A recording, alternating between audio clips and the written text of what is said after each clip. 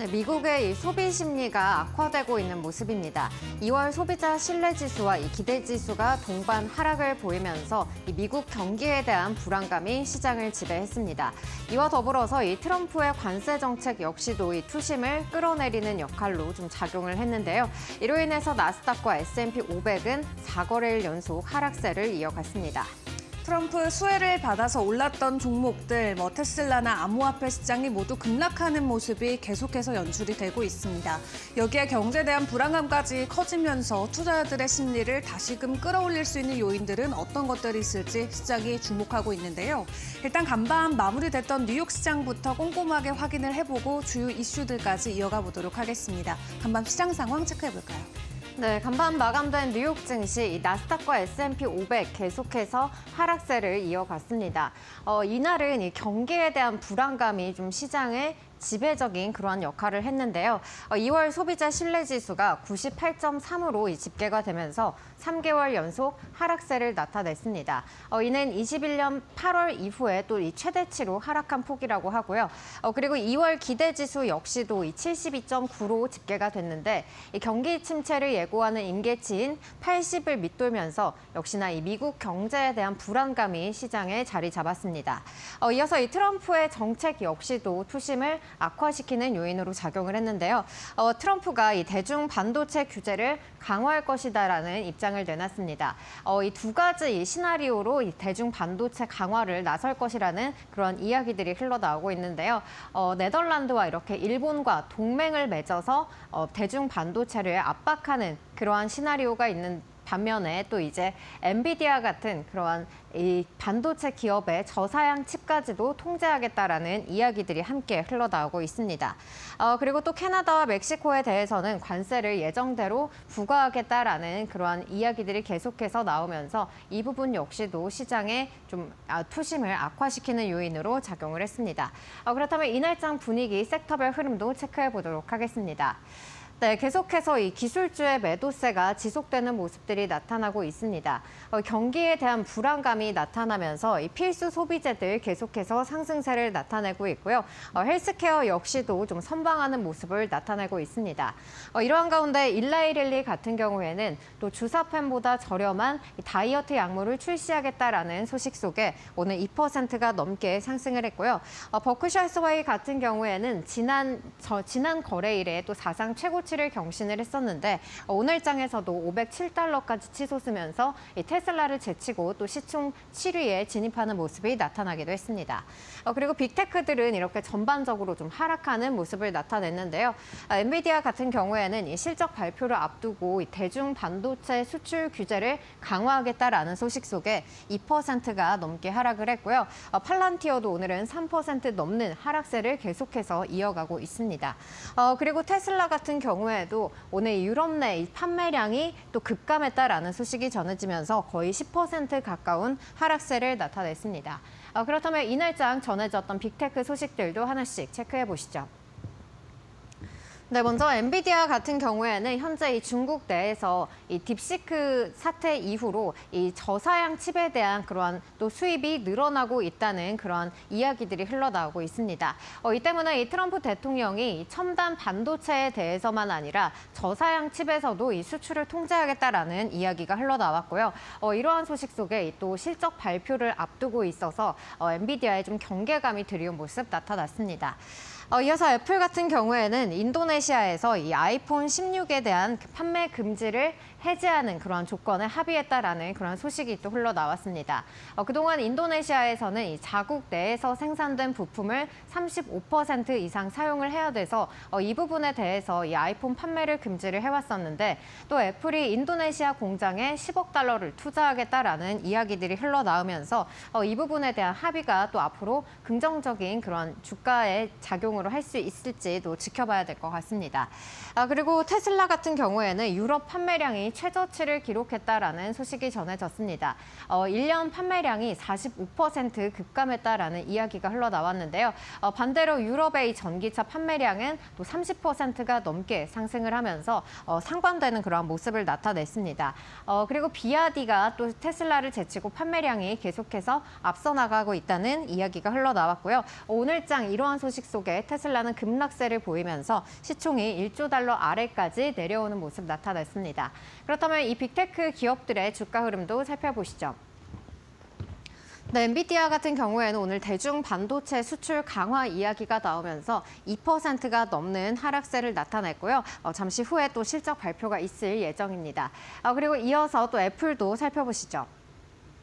네, 애플 같은 경우에는 오늘 인도네시아에서 아이폰 판매를 또 판매 금지를 해제할 것이다라는 기대감이 실렸습니다. 오늘은 강보합에서 장을 마쳤고요. 이어서 테슬라도 살펴보시죠. 네, 테슬라 같은 경우에는 유럽 내 판매량이 또 45% 지난달에 급감했다, 1년 내에 이렇게 급감했다라는 소식이 전해지면서 오늘장에서는 8%가 넘는 하락세로 장을 마쳤습니다. 그렇다면 간밤에 있었던 또 특징주 이슈들도 하나씩 짚어보도록 하겠습니다. 네, 알코아 같은 경우에는 이 트럼프가 계속해서 트럼프 대통령이 이 캐나다와 이 멕시코에 관세를 예정대로 부과할 것이다라는 이야기가 흘러나오면서 부정적인 영향을 받고 있습니다. 앞으로 이렇게 계속해서 관세를 부과를 하게 된다면은 미국 내에서 알루미늄 생산량이 늘어나는 것이 아니라 또 유럽 내 공급망이 이전될 수도 있다라는 그런 우려감 속에 오늘 알코아는 주가에 영향을 받은 모습 나타났고요. 그리고 팔란티어 같은 경우에는 계속해서 좀 급락세를 이어가고 있습니다. 내부자가 또 이 주식을 약 3,800만 달러 가량 매도했다라는 그런 소식이 전해졌고요. 주가가 전일장만 해도 이 90달러 아래까지 내려왔었는데 또 오늘장에서는 이 80달러 수준에서 움직이는 모습을 나타냈습니다. 그리고 슈퍼마이크로 컴퓨터 같은 경우에는 이제 이 회계연도 보고서 제출 마감일을 앞두고 계속해서 경계감이 드러나는 모습을 나타냈는데요.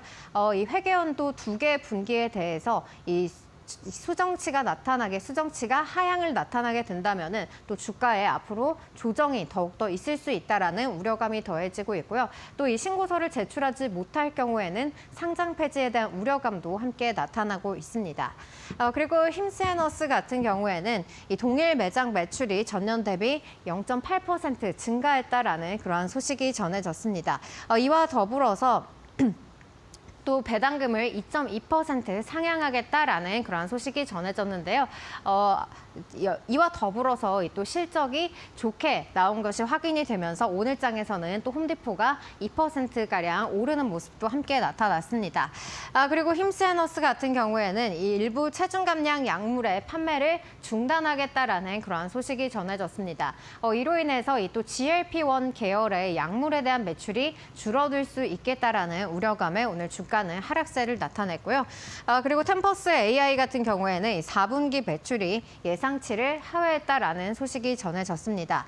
이와 더불어서 이 JP모건이 투자 의견을 또 매수 비중을 늘리는 것에서 또 중립으로 하향했다라는 소식이 전해지면서 오늘장 하락세를 이끌어갔습니다.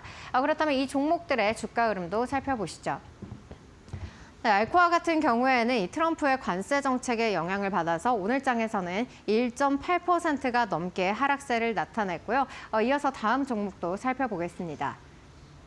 네, 팔란티어 같은 경우에는 계속해서 좀 주가가 하락세를 나타내고 있는데요. 오늘장에서도 3%가 넘게 밀려났고요. 87달러 선에서 거래를 마쳤습니다.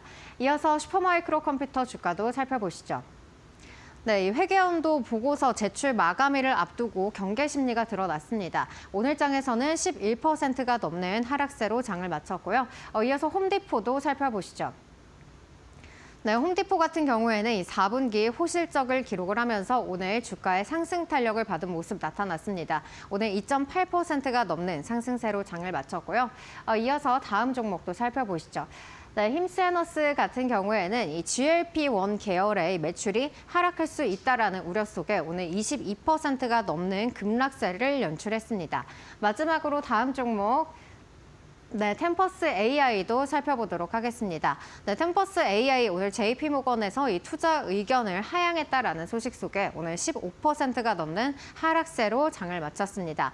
네, 여기까지 특징주 흐름들 살펴봤고요. 이어서 상품 시장도 함께 살펴보겠습니다. 네, 이 경기에 대한 이 우려감이 계속해서 나타나면서 국채 금리가 상승, 국채 가격이 상승을 하고 이로 인해서 국채 금리는 하락세를 나타냈습니다. 4.2%까지 내려온 모습 나타냈고요. 이어서 다음 상품 시장도 살펴보겠습니다. 네, 국제유가 같은 경우에는 트럼프가 계속해서 이러한 관세 정책을 펼치게 될 경우에는 이 기업들이 에너지를 조달하는 데 있어서 자금이 늘어날 수가 있고 이로 인해서 결국에는 석유 수요 역시도 감소할 수 있다라는 우려 속에 2%가 넘는 하락세를 나타냈고요. 이어서 금도 살펴보시죠. 네, 금 같은 경우에는 이 전일장 다시 한번 온스당 2,956달러 선을 돌파하면서 사상 최고치를 경신했었는데요. 오늘장에서는 이 차익 실현 매물이 출회가 되면서 소폭 하락하는 모습 나타냈습니다. 마지막으로 비트코인도 살펴보시죠. 네, 안전자산 선호 심리가 확대가 된 데다가 또 최근에 이 해킹 사건까지 겹치면서 비트코인도 계속해서 악재가 겹치고 있는 모습인데요. 이 3개월 만에 또 9만 달러 아래까지 내려오면서 거래가 되고 있는 모습 나타나고 있습니다. 오늘장에서는 4% 넘게 하락한 채 거래 마쳤습니다. 네, 여기까지 미국 시장 자세한 흐름들 살펴봤고요. 그렇다면 또 간밤에 투자자들은 어떠한 이슈들에 주목을 했을지 머스노우 통해서 만나보시죠.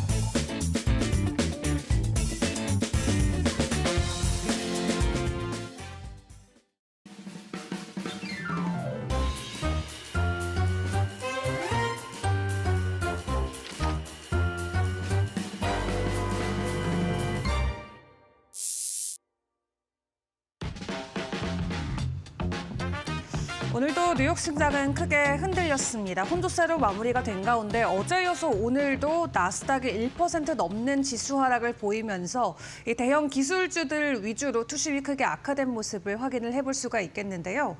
오늘 이렇게 투심을 자극했던 것 역시나 지표에 영향이 있었습니다. 미국 안에서는 소비가 굉장히 중요하죠. 이 소비자들의 소비 심리를 나타내는 지표가 오늘 공개가 됐는데 무려 3년 반 만에 최대폭의 하락을 보였다고 합니다. 그만큼 현재 미국 안에서 사람들이 소비, 즉 경제에 대한 자신감이 크게 내려가고 있음을 알아볼 수가 있는 지표로 적용이 될 수 있겠는데요.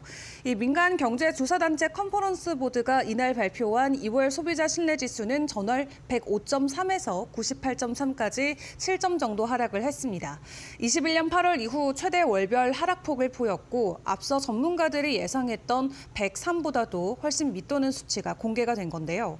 이를 놓고 컨퍼런스 보드는 응답자들이 무역과 관세 관련 언급이 크게 증가하면서 인플레이션에 대한 우려를 표명한 것이다라고 이야기를 했습니다. 또 그 가운데 내년 경기 침체를 예상하는 소비자 비율은 9개월 만에 최고치를 기록을 했고 현재 상황에 대한 견해는 3.4 하락한 136.5를 기록한 것으로 파악이 되고 있습니다. 이러한 상황을 놓고 컨퍼런스 보드는 현재 노동시장 상황에 대한 견해가 약화됐다라고 이야기하면서 이 소비자들은 미래 사업 상황에 대해 비관적으로 바뀌었고 또 미래 소득에 대해서도 덜 낙관적으로 됐다고 설명을 했는데요. 이에 전문가들은 최근 경제 지표와 소비자들의 비관적인 전망이 좋은 징조는 아니다라고 우려하고 있습니다. 칼 바인버그 하이프리퀀시 이코노믹의 수석 이코노미스트는 이 소비자와 기업 신뢰와 정서가 하락하고 있는 모든 지표를 고려할 때 앞으로 미국 경제가 둔화할 것으로 예상된다라고 분석했습니다. 그런 가운데 내년에 인플레이션 기대치 현재 23년 5월 이후 가장 높은 수준까지 올라와 있는 상황이죠. 앞서 제롬 파월 의장 같은 경우도 인플레이션이 다시 가라앉을 때까지 금리를 안정적으로 유지하겠다라고 밝힌 만큼 앞으로의 물가 움직임을 꼼꼼하게 점검해 보시는 게 중요할 것 같습니다. 일단 트럼프 대통령 취임 이후로 여러 가지 대내외 변수들이 소비자들 그리고 투자자들의 소비 심리에 크게 영향을 주는 모습인데 여기에 추가적으로 이 대중 반도체에 대한 제재를 더욱더 강화할 것이다라는 징조도 포착이 되고 있습니다. 현재 중국의 반도체 규제를 놓고 여러 가지 이야기들이 오가고 있는 가운데 다른 동맹국들에게도 중국과 함께 일을 하지 못하게 막으려는 움직임들이 나오고 있는데요. 일단 대표적으로 일본과 네덜란드 측 ASML과 도쿄 일렉트론의 대중 반도체 장비 유지 관리도 추가 제한하는 것을 검토 중이라는 소식이 전해졌습니다. 미국 정부 관리들이 최근 일본과 네덜란드 관리들과 회동을 했는데 도쿄 일렉트론 그리고 ASML 엔지니어들이 중국에 판매된 반도체 장비를 유지 관리하는 것도 제한하는 방안을 논의한 게 전해졌습니다. 이는 이미 중국 정부가 램 리서치나 KLA 그리고 어플라이드 머티리얼즈 등 이 미국의 반도체 장비 회사에 내린 규제를 동맹국으로 확산하는 기조로 풀이를 해볼 수가 있겠고요. 이에 중국 정부는 일단 글로벌 반도체 산업의 발전을 방해하고 역효과를 낳을 것이다라고 비난의 말을 내놓기는 했는데 이미 앞서서 미국의 일부 관리들은 현재 중국 수출이 가능한 엔비디아의 저사양 AI 칩 유형도 추가로 더 제한해야 된다라는 내용을 전하기도 했고요. 또 허가 없이 전 세계 수출 가능한 AI 칩의 양 또한 제한을 해야 된다라는 방식을 검토하고 있는 것으로 확인되기도 했습니다. 이를 놓고 베센트 장관은 안전한 공급망이 필요한 산업 명단을 작성을 할 거다라고 이야기를 했는데 그런 산업 안에는 반도체와 의약품이 포함된다고 전했고요.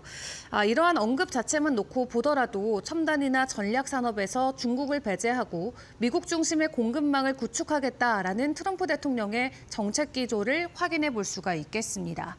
일단 이런 대중교역 이슈가 불거질수록 국내 반도체 업계에도 크게 위축되거나 눈치 보는 모습 들이 이어질 수가 있겠는데요. 이 반도체 관련해서는 일단 내일 발표되는 엔비디아의 실적을 주목해 보시는 게 중요할 것 같습니다. 마이크로소프트의 데이터 센터 위축 소식과 함께 간밤에도 엔비디아 등 일부 반도체 관련주들의 주가 하락이 나왔는데 만약 여기에서 엔비디아의 호실적이 발표가 된다면 이러한 분위기는 일단 마무리가 될 수가 있을 것으로 보여집니다.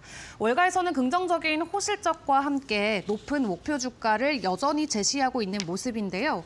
미국 투자은행인 파이퍼 샌들러 같은 경우는 엔비디아의 주가에 대해서 비중 확대 등급과 함께 목표 주가를 175달러로 유지를 했습니다.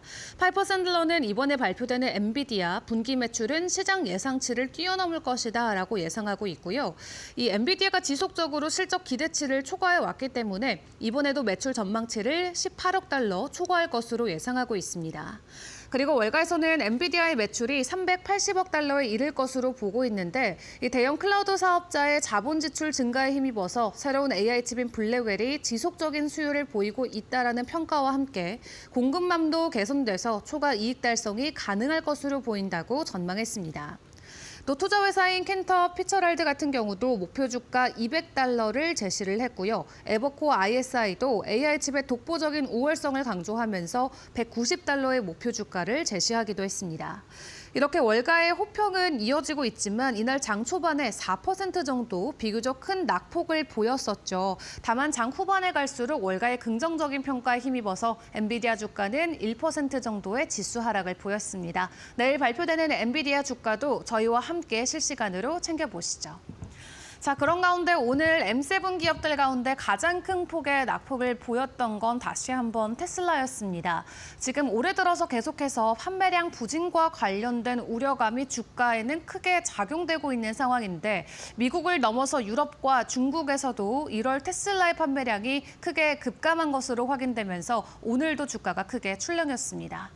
일단 미국에서도 전기차의 판매량은 되려 증가하고 있는데 그 안에서 테슬라의 비중만 감소하고 있는 게 확인이 됐습니다.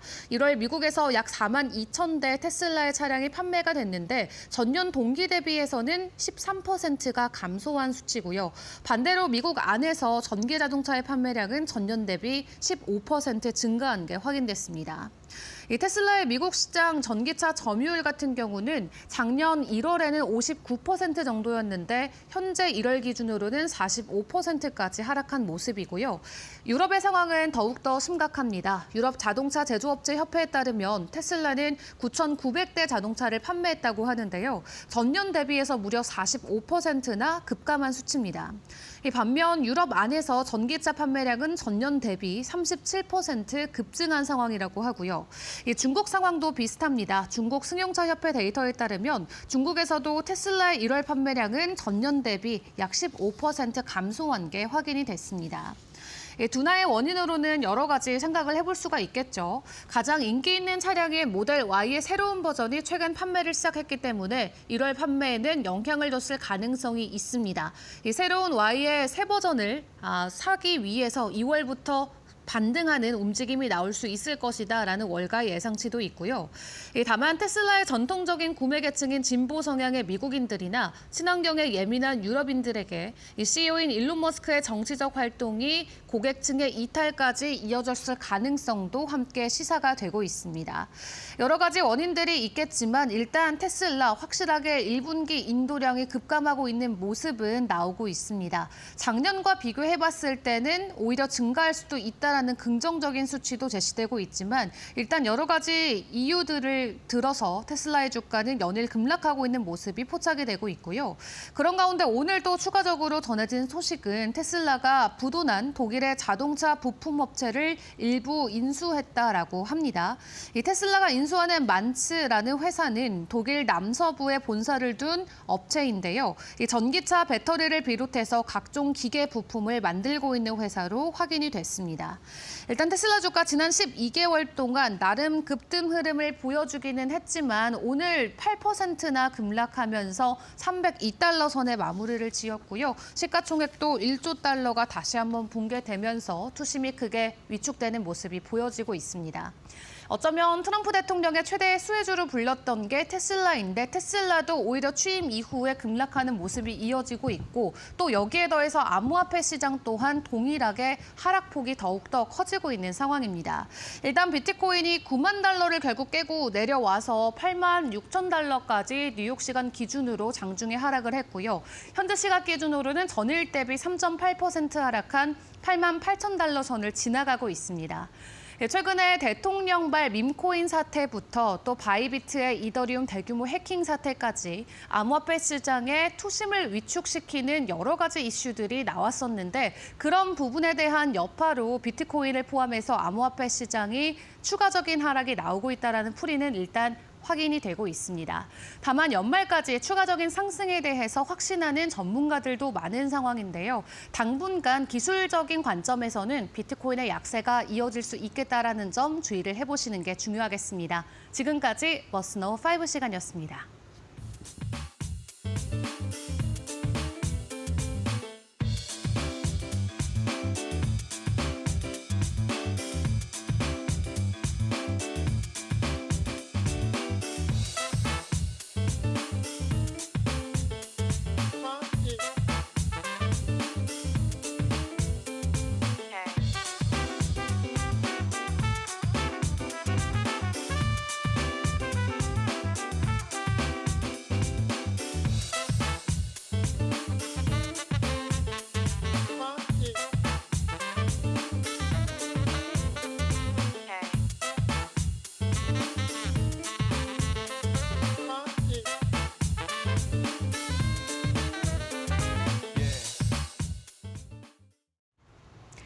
네, 시장에서는 이 M7 기업들에 대한 우려감이 계속해서 나오고 있습니다. 그도 그럴 것이 엔비디아 같은 경우에는 이 올해 수익률로만 따져봤을 때 1%가 채 되지 않고 있는 데다가 또 이 테슬라도 계속해서 급락세를 이어가고 있는 요즘입니다. 메타 같은 경우에는 계속해서 좀 랠리를 펼치기는 했지만은 또 최근 들어서는 계속해서 좀 하락세를 이어가고 있는데요. 이로 인해서 M7 기업들 이 시장에서의 지배력이 계속해서 좀 약화될 것이다라는 이야기들이 흘러나오고 있습니다. 그렇게 되면 이런 시장 속에서 또 우리는 어떠한 기회를 찾아봐야 될지 오늘 업종별로 좀 하나씩 짚어보도록 하겠습니다. 네, M7 이제는 L7이라는 말이 나오고 있는데요. 그동안에는 이 매그니피센트 7이라는 그런 용어를 사용을 했었는데 이제는 레그니피센트 7이라는 이 시장에 뒤처져 있다라는 그런 용어들이 또 등장하기 시작했습니다. 먼저 이러한 용어들이 나오게 된 데는 이렇게 이 M7 업체들의 비중이 S&P 500의 시가총액의 33%를 차지하고 있다라는 건데요. M7 기업들 이렇게 다른 기업들에 대비해서 앞으로 이 밸류에이션이 더 이상 이렇게 높아지지는 않을 것이다라는 그러한 이야기들이 흘러나오고 있습니다. 그리고 이어서 이 AI의 생존 경쟁이 치열하다는 점도 이 지배력이 약화됐다는 그러한 이유 중에 하나로 꼽아볼 수가 있을 텐데요. 올해는 이 메타를 제외하고 이 M7 기업들의 독주 체제가 좀 주춤해지고 있다는 이야기들이 나오고 있습니다. 올해 이 수익률로만 봤을 때 이렇게 차례대로 나열이 되어 있는 그래프인데요. 먼저 팔란티어 그리고 슈퍼마이크로 컴퓨터 그리고 콘스텔레이션 에너지 같은 이러한 M7 종목이 아닌 이 기타 종목들이 이렇게 상승세를 나타내고 있고요. 이러한 가운데서 좀 빅테크 기업들 가운데서는 메타만이 자리를 하고 있는 모습입니다. AI 시장이 늘어나면서 경쟁이 계속해서 치열해지고 있기 때문에 앞으로 이 M7 기업들의 지배력 역시도 위태로울 수가 있겠다라는 이야기들이 흘러나오고 있습니다. 그리고 이 데이터 센터 투자 경쟁이 지속이 되면서 앞으로 이 M7 기업들은 자본 집약적인 업체들이 될 것이다라는 이야기들도 흘러나오고 있는데요. 그럴 것이 현금 보유량이 계속해서 줄어드는 그러한 모습들이 나타나고 있습니다. 알파벳 같은 경우에는 이렇게 2020년 이후에 들어서 계속해서 현금 보유량이 꺾이는 모습들이 나타나고 있습니다. 나머지 빅테크 업체들도 이러한 흐름들을 따라가고 있고요. 반면에 또 테슬라와 엔비디아 또 애플 같은 경우에는 현금 보유량이 오히려 늘어나고 있다라는 그러한 부분들도 확인이 되고 있습니다. 특히나 메타 같은 경우에는 현금 보유량이 줄어드는 것이 아니라 이 광고 수익으로 인해서 매출이 빠르게 증가를 하고 있기 때문에 이 부분에 있어서는 다른 기업들에 대비해서는 좀 자유로울 수 있다라는 분석들이 함께 나오고 있고요. 그리고 M7 기업들 같은 경우에는 이제는 좀 인터넷과 이 디지털의 필수 소비재처럼 인식이 되고 있다라고 합니다. 필수 소비재처럼 인식이 되고 있다라는 거는 결국에는 성장률이 계속해서 둔화할 수 있겠다라는 이야기고요. 그리고 애플 같은 경우에는 이 매출 증가율이 2020년대 들어서 한 자릿수대로 둔화하는 모습을 나타내고요. 알파벳과 아마존 역시도 이 10%대로 매출 성장률이 둔화했다는 그런 분석들이 함께 흘러나오고 있습니다. 이러한 이유들로 인해서 계속해서 M7이 시장 내에서 독주 체제를 좀 이어가지 못할 것이다라는 그런 이야기들이 전해지고 있는 건데요. 그렇다면 우리는 또 어떤 업종에서 기회를 찾아봐야 될지 하나씩 짚어보도록 하겠습니다. 네, 먼저 이 투자 상위 1% 이 고수들은 또 어떠한 종목들을 샀을지 지난 24일까지 기준으로 이렇게 나열이 되어 있는 표인데요.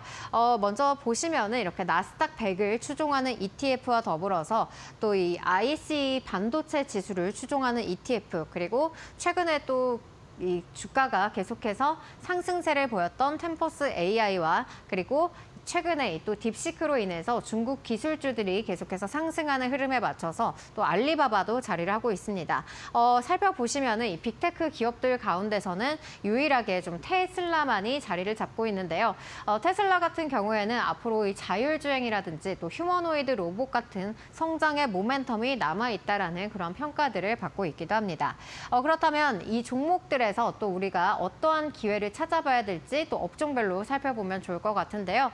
먼저 이 전력 에너지 업종이 되겠습니다. AI 투자를 계속해서 막대하게 늘리고 또 이 AI를 원활하게 운영을 하기 위해서는 막대한 전력이 필요한데요. 데이터 센터 개발이 급증을 하면서 이 미국 내에서는 전력을 좀 안정적으로 끌어올 수 있는 그러한 여러 가지 사업들을 펼쳐 나가고 있습니다. 그리고 이 에너지 집약적인 또 미국의 제조업이 부활을 하게 되면서 결국에는 이러한 석유 사용량이 늘어날 수밖에 없다라는 구조가 계속해서 이어지고 있고요. 그리고 또 최근에는 또 한파 문제로 인해서 이 난방의 수요 역시도 증가하고 있다라는 부분 우리가 확인을 해볼 수가 있었습니다. 이렇게 여러 가지 이유로 인해서 전력과 에너지 섹터가 수혜를 받을 것이다라는 이야기들이 흘러나오고 있는데요. 그 가운데서도 먼저 이 콘스텔레이션 에너지 같은 경우에는 이 기본 이익 성장만으로도 연간 이 최소 10% 이상의 이익 증가가 예상이 되고 있다라고 합니다. 전력 가격이 또 상승을 하고 있는 데다가 데이터 센터 전력 공급 계약 역시 계속해서 늘어나고 있는 추세이기 때문에 여기에 더해서 추가 이익은 증가할 수밖에 없다라는 그런 구조들이 이어지고 있고요. 그리고 전력 판매 사업의 마진이 계속해서 증가되고 있다라는 소식도 전해지고 있습니다. 이는 최근 13년 평균치를 상회했음을 보여주고 있고요. 그리고 콘스텔레이션 에너지 같은 경우에는 현재 이 밸류가 또 낮다, 저평가되어 있다라는 그런 분석들도 함께 나오고 있습니다. 그리고 천연가스 기업들도 수혜를 볼 것이다라는 이야기들이 흘러나오고 있는데요. 그 가운데서도 원호크가 주목을 받고 있습니다. 미국의 전력 소비량이 이렇게 계속해서 그래프를 살펴보시면은 증가하는 것을 살펴볼 수가 있을 텐데요. 역시나 이 천연가스 역시 수요도 증가할 것이라는 이야기들이 계속해서 나오고 있습니다. 이 원호크 같은 경우에는 이 천연가스 미드스트림 대표 업체인데요. 이 가격 민감도가 낮다는 거는 우리가 석유 가격이 오르든지 아니면 내리든지 관계가 없이 이렇게 천연가스를 계속해서 운송하는 그러한 그 운송비만 받고 있기 때문에 가격 민감도가 낮다는 그러한 이야기들이 흘러나오고 있고요. 천연가스가 계속해서 운송량이 늘어나기만 한다면은 원호크 같은 경우엔 수혜를 받을 수가 있기 때문에 이 물량에 있어서 좀 핵심적으로 살펴보는 게 좋을 것이다라는 그런 분석들이 함께 나오고 있습니다. 그리고 트럼프 행정부에서는 또 LNG 프로젝트로 인해서 이 LNG 수출을 늘리려는 그런 움직임을 보이고 있기 때문에 이 부분에 있어서도 수혜를 가져갈 것이다라는 이야기들이 흘러나오고 있습니다. 그렇다면 또 AI로 인해서 이렇게 전력, 에너지 업체들이 수혜를 받을 것이다라는 이야기들이 나오고 있는데요. 마찬가지로 이 AI가 또 이 하드웨어에서 소프트웨어로 넘어가는 그런 움직임들을 보이면서 이 올해 시장에서도 소프트웨어들이 계속해서 주목을 받을 것이라는 이야기들이 나오고 있습니다. 최근에 이 중국에서 이 딥시크를 개발을 하면서 저비용 그리고 고효율 AI 모델이 계속해서 앞으로 개발이 될 것이다. 앞으로 이러한 부분들이 더욱더 시장이 커질 것이다라는 이야기들이 흘러나오고 있고요. 계속해서 AI 활용도는 이로 인해서 증가할 수밖에 없는 그런 구조입니다. 그리고 앞서 말씀드렸듯이 하드웨어에서 이 소프트웨어로 계속해서 관심이 이동을 하고 있는 데다가 이 AI를 사용하게 된다면은 기업 생산성 역시도 늘어날 수밖에 없기 때문에 이 기업 측면에서도 계속해서 AI를 활용할 수밖에 없다라는 그런 구조로 계속해서 이야기들이 이어지고 있습니다. 이로 인해서 팔란티어나 또 이 세일즈포스, 서비스나우 같은 경우에는 올해 들어서만 주가 상승률이 25% 이상을 뛰어넘었다고 하고 있고요. 그리고 유럽에서도 또 AI에 대한 투자를 계속해서 늘려나가고 있는데 기존의 이 강점을 가지고 있던 제조업이라든지 은행 이러한 부분에서 또 AI와 이 협업을 통해서 앞으로 생산성을 늘려나갈 것이다라는 이야기들도 함께 흘러나오고 있습니다. 이러한 가운데 또 주목받은 기업이 베리사인이라고 볼 수가 있겠는데요. 향후 이 AI 관련 사업 참여가 계속해서 늘어나게 된다면은 이 도메인을 독점하고 있는 베리사인의 수혜가 예상이 되고 있는 겁니다. 앞으로 이 기업들이 클라우드나 이러한 부분에 있어서 계속해서 사용량이 늘어날 것이기 때문에 도메인의 사용량 역시 늘어날 것이다라는 구조고요. 이로 인해서 또 경기와 무관하게 또 안정적인 현금 흐름을 가져갈 수 있다라는 것도 강점으로 자리 잡고 있습니다. 그리고 이 역시나 독점적인 그런 위치를 지배를 하고 있기 때문에 시장 진입력 역시도 높은 것으로 확인이 되고 있고요. 마진율 역시도 높다라는 이야기들이 흘러나오고 있습니다. 그리고 이 소프트웨어 지수에 대비해서 현재 이 베리사인의 주가의 위치가 나타나 있는데요. 이렇게 다른 소프트웨어 기업들에 대비해서도 현재 이 베리사인의 밸류가 낮기 때문에 상당히 저평가되어 있다라는 부분도 확인을 해볼 수가 있겠습니다. 그리고 최근에 이 워런 버핏이 또 포트폴리오에 베리사인을 담은 것으로 나타나면서 이 베리사인에 대한 관심도 역시도 증가를 하고 있습니다. 그리고 마지막으로 살펴볼 이 대안 업종들을 또 살펴볼 텐데요.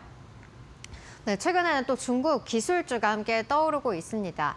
최근에 이 수익률 상위 ETF에 여러 가지 이렇게 10개를 나열을 해놨을 때 그 가운데서 중국 테마 상품이 5개를 차지를 했다고 합니다. 이렇게 모두 다 두 자릿수대의 상승세를 나타내고 있는데요. 이렇게 이 중국 기술주가 계속해서 상승할 수밖에 없는 그러한 이유는 먼저 이 딥시크의 등장으로 인해서 중국 기술주에 대한 투심이 개선됐다라는 부분입니다. 딥시크의 등장으로 인해서 이 중국에서 계속해서 AI 스타트업을 또 늘려나갈 것이고 AI에 대한 투자 역시도 확대될 것이다라는 그러한 기대감이 함께 실리고 있고요. 그리고 시진핑 국가주석이 또 최근에 이 빅테크 기업들 회장들과 또 만남을 갖기도 했습니다. 굉장히 이례적인 일이라서 또 주목을 받기도 했었는데요.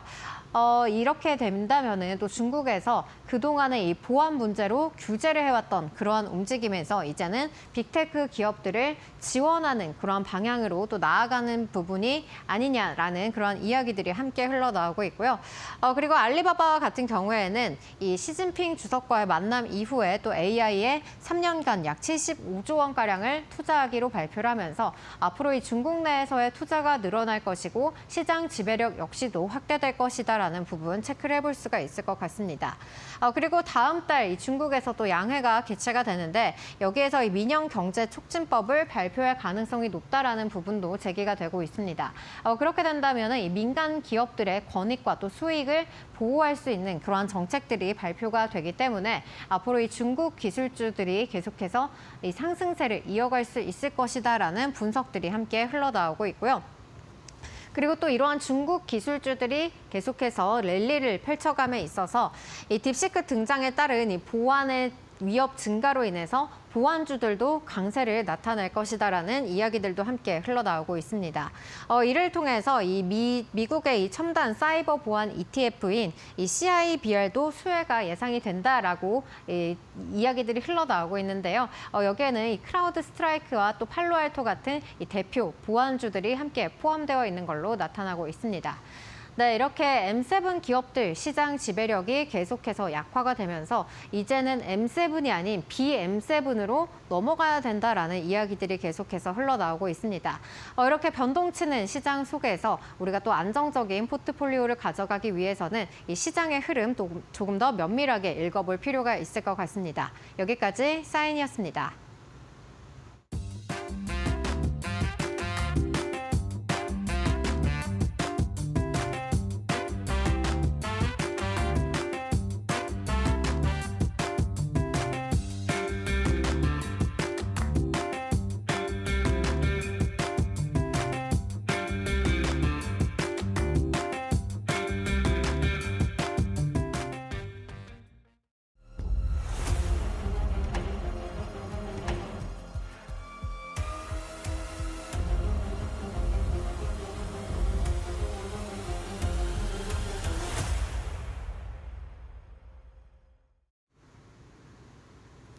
안녕하세요. 메디토크 신일섭입니다. 오늘의 주제는 컨퍼런스 보드 소비자 신뢰지수 100 하회, 미국의 대중국 반도체 제재, 동맹국 동참 요구, 미쳐버린 에그플레이션, 준 비디오 홈디포 실적 발표입니다.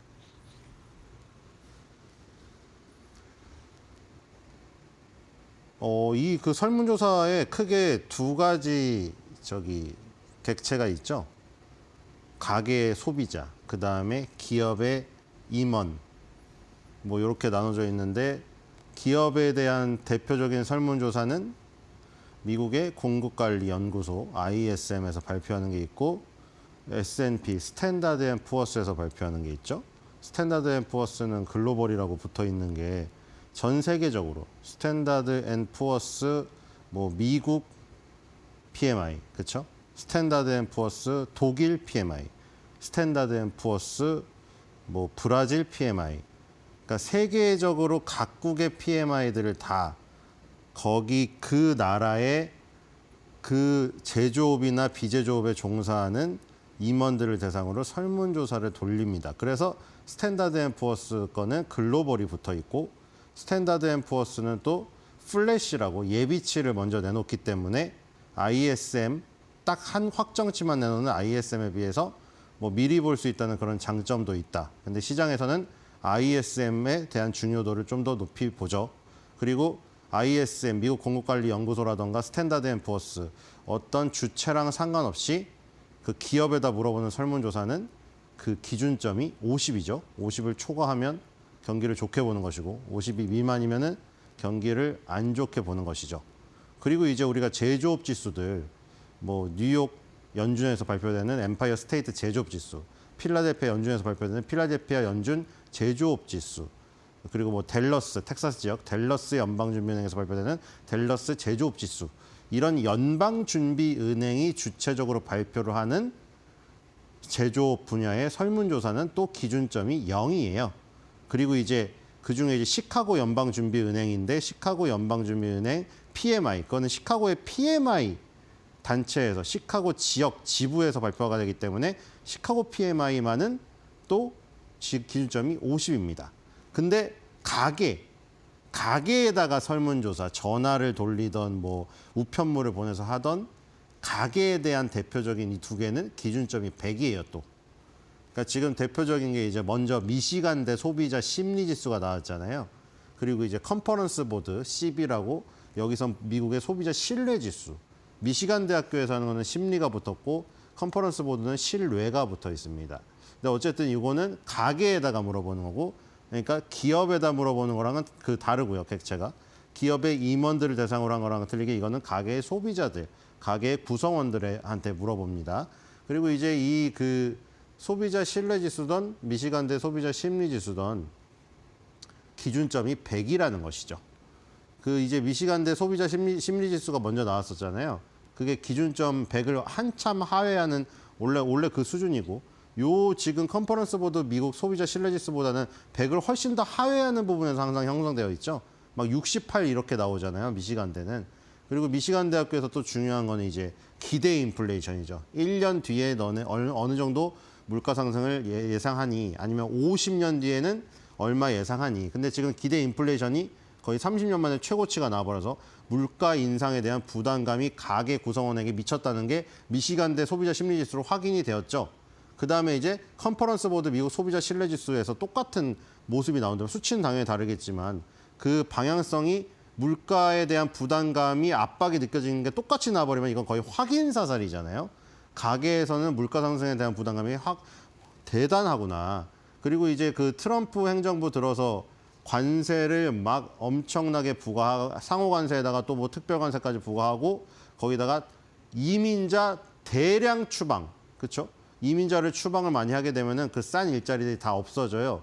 미국의 허드렛 일들을 담당하던 그 사람들이 다 쫓겨나 버리니까 그 일자리를 대체하는 사람들은 미국인이겠죠. 물론 미국인도 계층이 사실 뭐 인도의 카스트 제도만은 아니지만 다 나눠져 있잖아요. 미시간 대학교 저기 연봉 보면은 흑인이 백인보다 항상 낮고 히스패닉은 더 낮고, 그렇죠? 그러니까 거기서 이제 미국인이 담당을 하게 되지만 이민자보다는 높겠죠. 미국인 안에서도 낮은 게 있고 높은 게 있지만 백인이 가장 높죠. 그럼에도 불구하고 이민자들보다는 높단 말이에요. 어쨌든 그럼 그 허드렛 일을 미국인들이 담당을 해버리게 되면은 당연히 올라버리죠. 임금도 올라버리고, 그 다음에 이제 관세를 부과하게 되면 당연히 미국의 소비자 제품 가격에도 영향을 미쳐버리니까 중국이나 브라질에서 들어오는 거에 관세 매기면 결국 미국 소비자들이 쓰는 거죠. 물론 그 관세로 뭐 소비자의 소득세를 아예 뭐 0으로 해주겠다, 뭐 트럼프는 그렇게 주장하고 있어요. 너네 소득세 한 푼도 안 내도 돼. 얼마나 좋아? 다른 나라한테 관세 매겨서 너 국민들 소득세 0원으로 해줄게. 진짜 혹하지 않을 수가 없죠. 어쨌든 간에 컨퍼런스 보드 미국 소비자 신뢰지수도 지금 100을 하회에는 98.3이 나왔습니다. 그럼 이제 우리가 확인할 수 있겠죠. 미시간 대학교 소비자 심리지수, 컨퍼런스 보드 미국 소비자 신뢰지수, 미국의 가계에다가 물어보는 대표적인 두 개의 설문조사에서 공히 100 이하가 나왔고, 기준점이 둘 다 100이니까. 그리고 그 방향성도 전달 대비해서 굉장히 폭이 하락이 깊었다. 그러니까 이제 가계의 심리지수가 굉장히 악화되고 있음을 미시간 대학교와 컨퍼런스 보드 양쪽에서 확인을 해버리니까, 그러면은 이 지금 그 전에 저기도 깨져버렸죠. PMI도 S&P 글로벌에서 플래시라고 미리 예비치로 나오는 거, 거기서 충격적으로 지금 서비스업 PMI가 50을 깨는 49.7이 나와버렸습니다. 제조업이 아니라 서비스업이요. 그렇기 때문에 이 연동성장에서 보면 기업도 지금 안 좋아질 게 예상되고, S&P 글로벌 예비치가 나왔으니 다음 달 초에 항상 나오잖아요. ISM PMI 그리고 지금 S&P 글로벌 PMI가 나오잖아요. 제조업, 비제조업 순대로. 근데 우리가 미리 이 지금 월말에 예비치로 알 수가 있단 말이에요. S&P 글로벌. 서비스업에서 지금 PMI가 50이 깨져버렸잖아요. 기업도 지금 자신감이 떨어지네. 기업의 임원들도 자신감이 떨어지고 가계에도 결국 그 영향이 오네. 지금 전반적으로 이렇게 안 좋아지고 그 영향이 대부분 인플레이션에 지금 초점이 맞춰져 있다 보니까 시장도 흔들려 버리고 있는 겁니다. 지금. 자, 뒤로 가보겠습니다. 어느 정도 떨어졌을까요? 그 전달에 104.1이었습니다. 자, 미시간 대학교랑은 다르게 얘는 항상 100이 넘었었죠. 컨퍼런스 보드 같은 거는 항상 100이 넘었었고 지금 11월 달, 2024년도 11월 달치는 무려 111.7이었어요. 111.7, 104.7, 104.1 하다가 여기서 갑자기 지금 거의 한 10포인트 이상이 빠져버렸거든요. 급격하게 지금 하락을 해버렸다. 굉장히 지금 악화되고 있습니다. 가계의 심리 상태가 상당히 악화되고 있다. 2021년도 8월 이후에 3년 만에 가장 가파른 하락세라고 합니다. 전월비 7포인트가 빠진 거는요. 자, 뒤로 가보겠습니다. 자, 그리고 트럼프는 또 이제 계속 대중국 제재를 하고 있습니다. 지금 돌아가는 상황을 보면 이제 세계의 경찰 그만두겠다 이거죠. 세계 2차 대전 이후에 각국에다가 전부 일본이건 독일이건 전부 죄다 거기 미군 주둔하고 있잖아요. 그 비용과 그리고 여러 가지를 다 대응하기 힘듭니다. 그래서 그냥 러시아 너네가 해라. 그래서 독일이 지금 우파가 정권을 잡으니까 뭐 지금 프랑스도 그렇고 마크롱하고 어제 저기 대련 악수했잖아요. 막 끌어당기면서. 그래서 이제 거기에 뭐 평화 유지군을 주둔시킨다고 독일도 이제 더 강하게 뭐 러시아를 압박해야 된다 이러고 있잖아요. 그러니까 미국은 오히려 잘 됐죠. 야, 너네가 해라 그래. 2차 대전 때 너네 셌잖아. 독일, 뭐 미국이 그 뒤로 다 죽여놨지만 어쨌든 원조를 해주면서 주둔시키면서 강화시켰던 건데 어쨌든 너네가 해라. 우리는 중국 대응하기도 힘들다. 이제 중국 쪽으로 완전히 저기 한 거죠. 그리고 완전히 그래서 지금 딱 보면 보이잖아요. 유럽을 러시아에 완전 맡긴 다음에 우리는 완전 중국 쪽으로 몸을 틀어서 얘네를 지금 집중적으로 마크하겠다 이거죠. 그래서 전방위적인 제재가 벌어지고 있어요. 반도체가 일단 맨 처음에 먼저 나왔던 거고 최근에 뭐 조선, 바이오 쪽에서 다 모든 분야에서 지금 나오고 있잖아요. 여기 지금 트럼프 관리들이 최근 일본, 네덜란드 관리들하고 만나 도쿄 일렉트론하고 ASML 홀딩스 엔지니어들 한테 중국 반도체 장비 유지하는 거를 제한하라고 아마 이 논의를 한 게 아니라 거의 요구를 했을 겁니다. 그리고 이제 이 램리서치 KLA 어플라이드 머티리얼즈 미국 칩 기업에 이 지금 그 부과된 요런 행동하고 너네도 똑같이 해달라고 했어요. 근데 지금 여기 나오는 업체들이 세계 5위 장비 업체거든요. 지금 뭐 반도체 3대 공정 하면은 노광, 식각, 증착이잖아요. 그러니까 우리가 뭐 과자로 따지면 과자에다가 빛으로 그림을 써서 초코파이를 쓰고 막 초코파이 그 필요 없는 마시멜로 겉에 부분 잘라내고 또 뭐 입히고 뭐 그런 과정에 반도체가 빛으로 쏘고 깎고 뭐 입히고 계속 그 과정입니다. 근데 여기서 ASM 홀딩스 네덜란드고 도쿄 일렉트론 일본이잖아요. 그리고 지금 요 KLA 램리서치 어플라이드 머티리얼즈 이게 1위부터 5위 세계 반도체 장비 업체예요. 그러니까 세계 반도체 장비 업체 1위부터 5위를 전부 다 이 두 개는 일본, 네덜란드니까 여기까지 만나가지고 야 우리 반도체 장비를 아예 주지 말아버리자. 그러니까 얘는 완전 그냥 너네 석기시대 해라 이거예요. 다른 애들은 철을 갖고 고기를 잡고 있는데 너 돌 갖고 고기 잡아 이러는 거예요 지금. 지금 이렇게 지금 하고 있다. 뒤로 가겠습니다.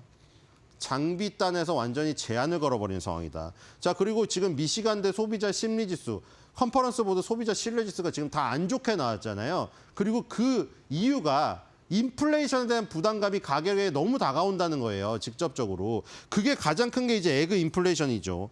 지금 트럼프 정부는 또 바이든 탓을 하고 있어요. 바이든 해리스 행정부하에서 조류 독감이 발생됐을 때 암탉을 수천 마리의 알을 낳을 수 있는 암탉을 죄다 도살해 버려가지고 지금 알을 낳을 수 있는 산란계가 10년 내 최저치로 내려갔다. 지금 2016년 수준이잖아요. 지금 요 수준이 2016년, 2021년 수준이에요. 그 이하로 내려가 버렸어요. 지금. 알을 낳을 수 있는 암탉의 산란계 개체 수가 10년 전으로 돌아갔어요. 자, 뒤로 가겠습니다. 자, 그래서 지금 도매계란 지수는 이 치솟아 가지고 지금 2022년도 부터 나와 있는데 완전히 지금 저기 로켓볼을 쏘아 올리고 있습니다. 지금 어너베리 에그 지수라고 어너베리 에그 위에 있죠. 어너베리 에그 인덱스죠. EBP라고 어너베리 에그 인덱스라고 EBP예요. 프라이스 가격 해가지고. 근데 이게 7.5991인데 요게 지금 뭐 도매 가격 사상 최고치라고 합니다. 자, 뒤로 가겠습니다. 이게 어디까지 치솟을지 지금 걱정이 되고 지금 아직도 바이든 행정부에서 도사를 많이 했지만 아직도 지금 조류 인플루엔자는 지금 돌고 있어요. 이게 지난 30일, 지금 최근 한 달간이거든요. 지금 여기 걸린 지역이 48개 지역이 걸려 있어요. 그리고 거의 벌즈 어펙티드죠. 노출된 게 1,900마리입니다. 1,900만 마리. 1,900만 마리의 조류가 인플루엔자에 감염됐고 지역이 48개 지역에 걸쳐 있어요. 그렇기 때문에 이 에그 인플레이션이 끝날 기미가 보이지가 않는다는 거. 이게 가게에 굉장히 위협이죠. 뒤로 가겠습니다. 자, 그래서 지금 닭을 아예 키운답니다. 집에서 닭 키우기 열풍, 암탉 대여가 지금 등장을 했다고 합니다. 이 정도로 심각하다. 뒤로 가겠습니다. 그래서 가게 설문조사는 다음 달에도 악화될 가능성이 높고요. 자, 지금 도미노 피자 월요일 날 장전 실적 요거 해드렸죠. 그 다음에 화요일로 넘어오면은 장전에 홈디포 있고요. 장후반에 카바가 있고요. 카바가 어제 안 좋고 나서 급락했어요. 그 다음에 이제 수요일은 바로 로우스, 엔비디아 이렇게 나오죠. 그리고 요 바로 전에가 이제 홈디포였는데 홈디포랑 로우스가 공교롭게도 얘네가 1위, 얘네가 2위죠. 요 그 가전 건축용품 업체에서. 여기 여러분들이 뭐 맛있게 드시는 크리스피 크림 도너츠 이런 것도 있고요. 자, 오늘 뭐 하나 보도록 하겠습니다. 뒤로 가겠습니다. 두 개죠. 두 개 보도록 하겠습니다. 줌비디오 커뮤니케이션 보도록 하겠습니다.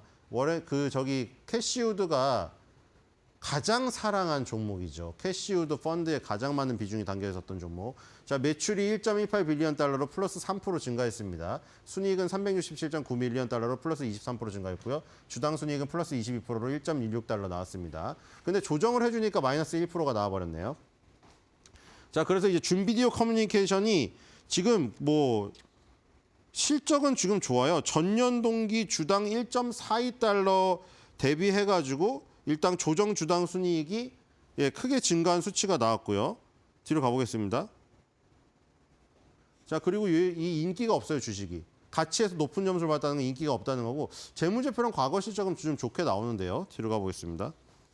주가가 좋지가 않아요, 지금. 자, 92.68이 지금 평균 컨센서스고요. 12.34가 오르면 도달됩니다. 뒤로 가겠습니다. 자, 모더레이트 바이 9바이에 17홀드. 의견이 많네요. 자, 뒤로 가겠습니다.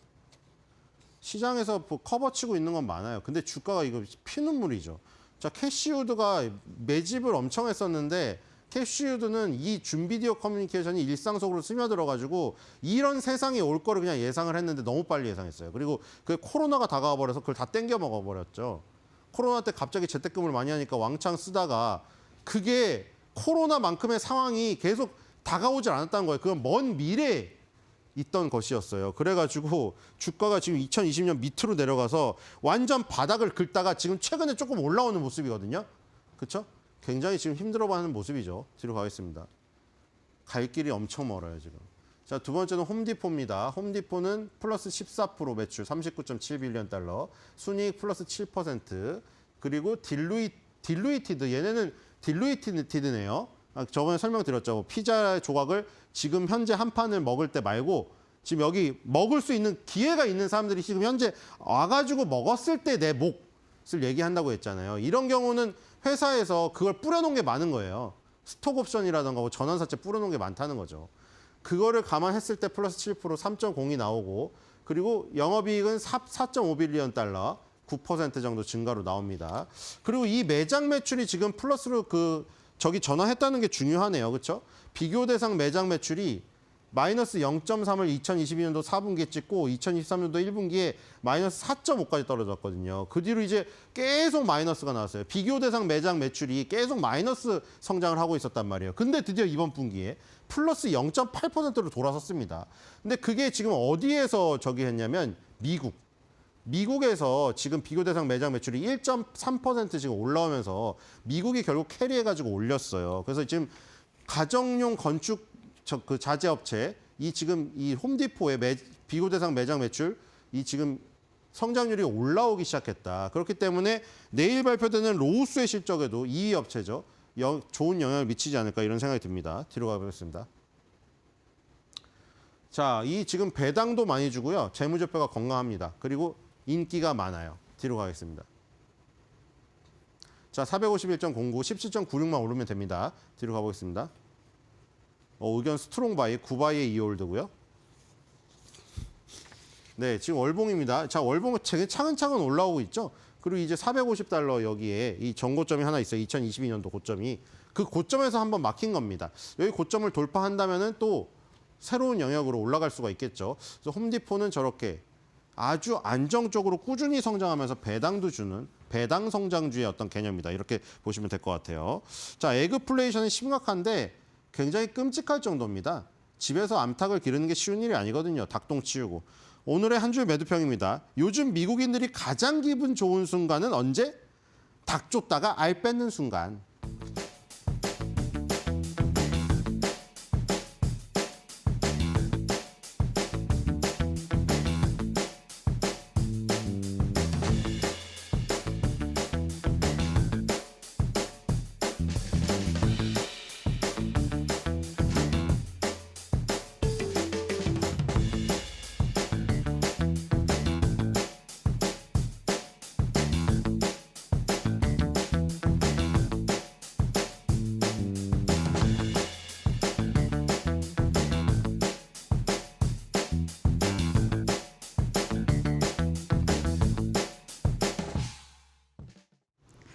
뉴욕 증시의 큰 낙폭에도 불구하고 국내 증시 나름의 맷집을 계속해서 키워가면서 어제 양지수도 모두 0.5%대 하락을 보이긴 했지만 미국 기술주들의 낙폭만큼은 하락폭이 크진 않았습니다. 이러한 부분에 현재 증권가에서는 나름의 의미를 두고 지켜보고 있는 모습인 것 같고요.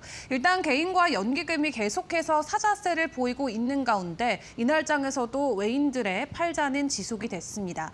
다만 지수 하방을 어느 정도 방어해주는 모습은 계속 나오면서 지속적으로 1분기 안에 코스피가 다시 한번 2,700을 도달할 수 있을 것이다라는 긍정적인 낙관론은 나오고 있고요. 또 어제 한국은행이 결과적으로 금리를 내렸습니다. 다만 올해 추가적인 인하가 더 예상이 된다라는 발표치가 나왔고 여기에 어제 제약바이오 관련주들이 오후부터 조금씩 더 힘을 내주면서 시가총액 상위 종목 기준만 놓고 봤을 때는 제약바이오 관련주들의 상승이 유독 눈에 띄었던 하루였습니다. 자, 그 가운데 외국인과 기관들은 지속적으로 이 조선 관련주들을 대거 담아가는 모습을 확인을 해볼 수가 있었고요. 어제 52주 신고가 갔던 종목도 확인을 해보시면 개별적으로 소식이 전해진 종목들 위주로 강한 상승이 나왔음을 확인해 볼 수가 있겠습니다. JP모건이 썸지 엔터테인먼트의 지분을 5% 추가적으로 보유하고 있다는 보고서의 내용이 확인이 되면서 16%대 강세 흐름을 보인 채 어제 52주 신고가 돌파를 해줬고요. 또 분기 실적이나 여러 가지 측면에서도 국내 증권가들도 긍정적인 평가를 내놓고 있는 종목이기 때문에 앞으로의 움직임도 계속 지켜보시는 게 중요할 것 같습니다. 자, 그 외에는 최근에도 지속적인 연속적인 시세성을 보여왔던 이 한알령과 관련돼서 기대되는 중국의 소비주들이나 혹은 이 조선 관련주들의 움직임이 있었는데 다음 장을 통해서 해당 이슈들 조금 더 면밀하게 살펴보겠습니다. 어제도 같은 이슈로 계속해서 연속성을 보였던 이슈와 종목들이 국내 증시에서는 큰 폭의 오름을 보였습니다.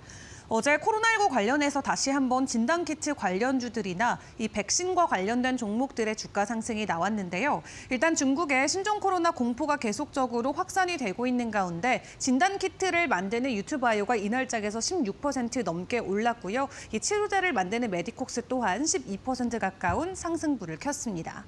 자, 그리고 미국이 중국 선박에 수수료를 부과하겠다, 척당 1억 원대가 될 수 있는 수수료가 나올 수 있다라는 소식에 더해져서 어제는 정부가 알래스카 LNG 사업에 참여할 가능성까지 함께 대두되자 이미 고평가의 논란에 휩싸이고 있는 조선 관련주들이 어제장에서 다시 한번 반등하는 흐름을 보였습니다. 동성화인탱이 9%대, 삼성중공업 8% 넘는 상승 흐름을 보이고 있는데 이미 지난해 말부터 조금씩 올라왔던 조선 관련주들의 주가가 계속해서 52주 신고가 돌파를 만들어내고 있는데요. 다만 조선 쪽으로 이슈가 끊이질 않고 계속 전해지고 있는 만큼 관련주들의 연속적인 시세성은 계속해서 주목을 해보시는 게 중요할 것 같습니다.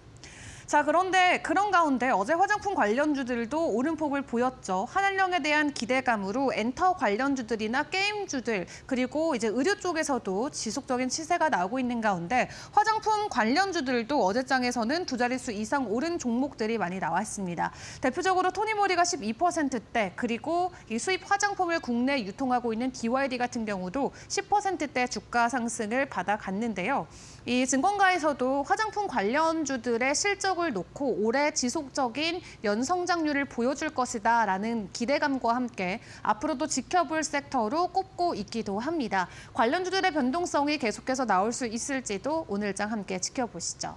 자, 그런 가운데 시간 외에서 상한가에 가거나 변동성을 보였던 종목들 점검을 해보도록 할 텐데 시간 외에서 긍정적인 실적을 내면서 상한가 안착한 종목 확인해 보겠습니다.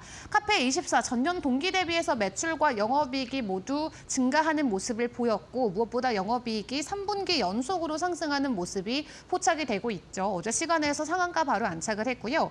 실리콘투 같은 경우는 상한가 안착하진 못했습니다만 작년 매출액 같은 경우는 전년 대비 100% 그리고 영업이익이 186%나 급증한 채 긍정적인 호실적을 내놨습니다. 증권가에서도 긍정적으로 올 한 해 전망을 보여주고 있는 만큼 시간에서 크게 반영되지 않았던 주가가 오늘 장중에 반영될 수 있을지 해당 종목도 같이 지켜보시죠. 자, 그리고 어제 저녁 기준으로 윤석열 대통령의 탄핵 심판 변론 종결이 났습니다. 선고일 추후 결정한다라고 하는데 저희 시간대는 크게 다루지 않았지만 이재명 대선 주자와 관련된 이 테마성 움직임들이 엄청나게 많이 올라오고 있습니다. 오늘도 추가적인 변동성이 나올지 정치 테마주의 흐름들도 같이 파악을 해보시죠.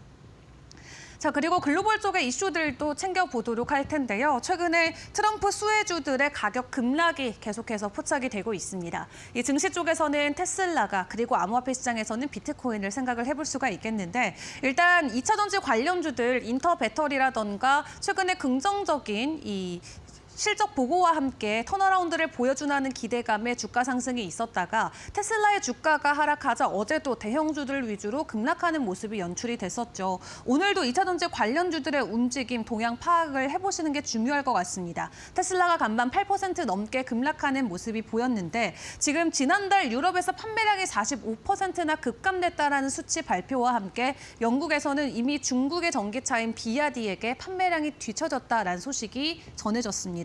장중에 9%까지 급락하면서 석 달 만에 시가총액이 1조 달러 밑으로 내려오는 모습이 보이기도 했고요. 그런 가운데 유럽 쪽에서도 지금 신차 등록 감소가 나오고 있는 가운데 앞으로 중국이나 미국, 유럽 쪽에서의 판매량 부진이 계속해서 테슬라의 주가의 발목을 잡는 이슈로 적용될 수 있을 것이다라는 전망들이 나오고 있습니다. 일단 전반적으로 테슬라 밸류체인 관련주들의 주가 부진이 예상이 되는 가운데 그 안에서도 최근에 상승 흐름을 보였던 2차 전지 관련주들로 차익 실현 매물이 나오진 않을지 지켜보시고요. 그리고 가상화폐 관련주들도 연이 시세 하락이 나오고 있습니다. 또 여기 STO 법안도 하반기로 밀려나면서 이 암호화폐나 STO 관련돼 있는 종목들의 주가 하락이 지난주부터 나오고 있었는데요. 다만 오늘 새벽 기준으로 비트코인이 9만 달러 아래까지 다시 한번 내려갔고 뉴욕 시간 기준으로 장중에 8만 7천 달러, 8만 6천 달러까지 내려가는 모습이 포착이 되기도 했습니다.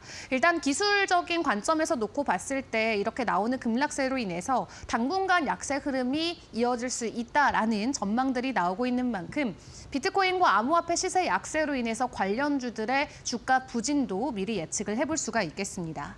자, 그런 가운데 이제 새벽 시간이 되면 엔비디아 실적이 발표가 됩니다. 최근 빅테크가 뉴욕 증시에서 급락하는 모습들이 나오고 있는데 그에 대한 어떤 분위기 전환으로 엔비디아 실적을 다들 기다리고 있고요. 긍정적인 호실적이 나온다면 최근 부진했던 빅테크 관련주들에게는 하나의 상승 모멘텀으로 작용될 수 있다는 거 지켜보시는 게 좋겠습니다.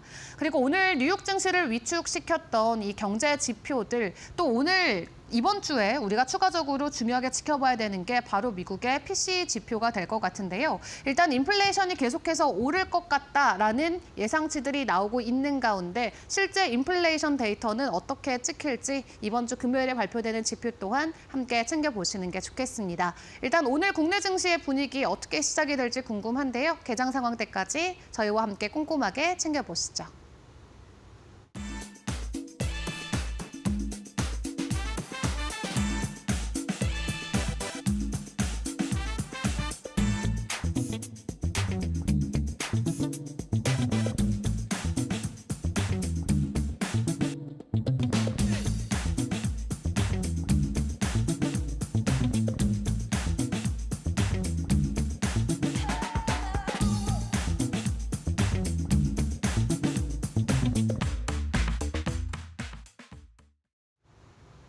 이어서 뉴욕 증시 마감 상황도 체크해 보도록 하겠습니다.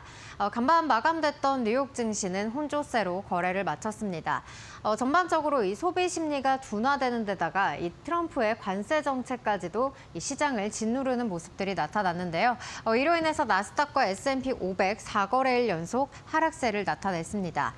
이날 장에서는 2월 소비자 신뢰 지수가 발표가 됐는데 98.3으로 집계가 되면서 3개월 연속 하락세를 나타냈고요. 그리고 21년 8월 이후에 또 이 최대 낙폭을 기록했다라는 소식이 전해졌습니다. 전반적으로 이 소비자의 이 심리가 약화됐다는 점 확인을 해볼 수가 있었고요. 여기에 더불어서 2월 기대지수 역시도 이 72.9로 집계가 됐습니다. 이는 이 경기 둔화를 나타내는 임계값인 이 80 밑으로 나타나면서 다시 한번 이 경기 둔화에 대한 우려감이 나타났습니다. 그리고 이 트럼프의 무역 정책 역시도 좀 투심을 악화시키는 요인으로 작용을 했는데요. 트럼프가 이 대중 반도체 규제를 강화할 것이라는 이야기를 전했습니다. 앞으로 이 저사양 반도체에 대해서도 수출을 통제할 것이다라는 이야기와 더불어서 또 네덜란드와 일본과 같은 이런 동맹국들과 함께 이 중국을 계속해서 압박할 것이라는 이야기들이 전해졌고요. 그리고 또 캐나다와 멕시코에 관세를 부과하는 것을 또 예정대로 진행할 것이다라는 그러한 이야기들도 함께 전해지면서 계속해서 이 시장의 불안 요소로 작용을 했습니다. 이로 인해서 이 빅테크 종목들은 좀 계속해서 하락세를 나타냈고요. 또 안전자산 선호 심리 속에 이 국채 가격이 오르면서 이 10년물 국채 금리는 4.3%까지 하락했습니다.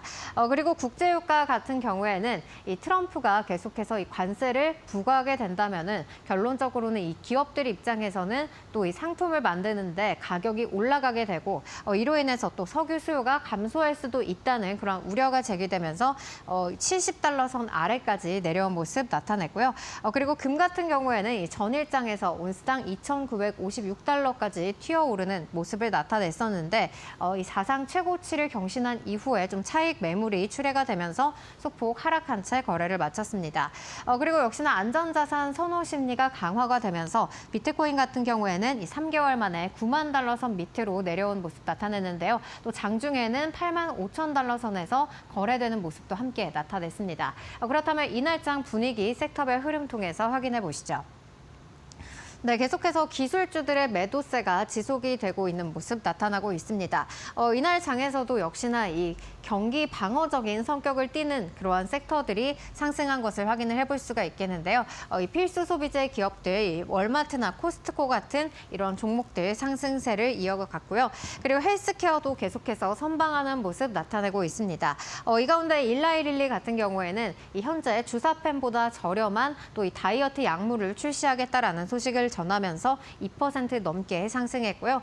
버크셔 해서웨이 같은 경우에는 장중에 또 507달러를 돌파하면서 사상 최고치를 경신했습니다.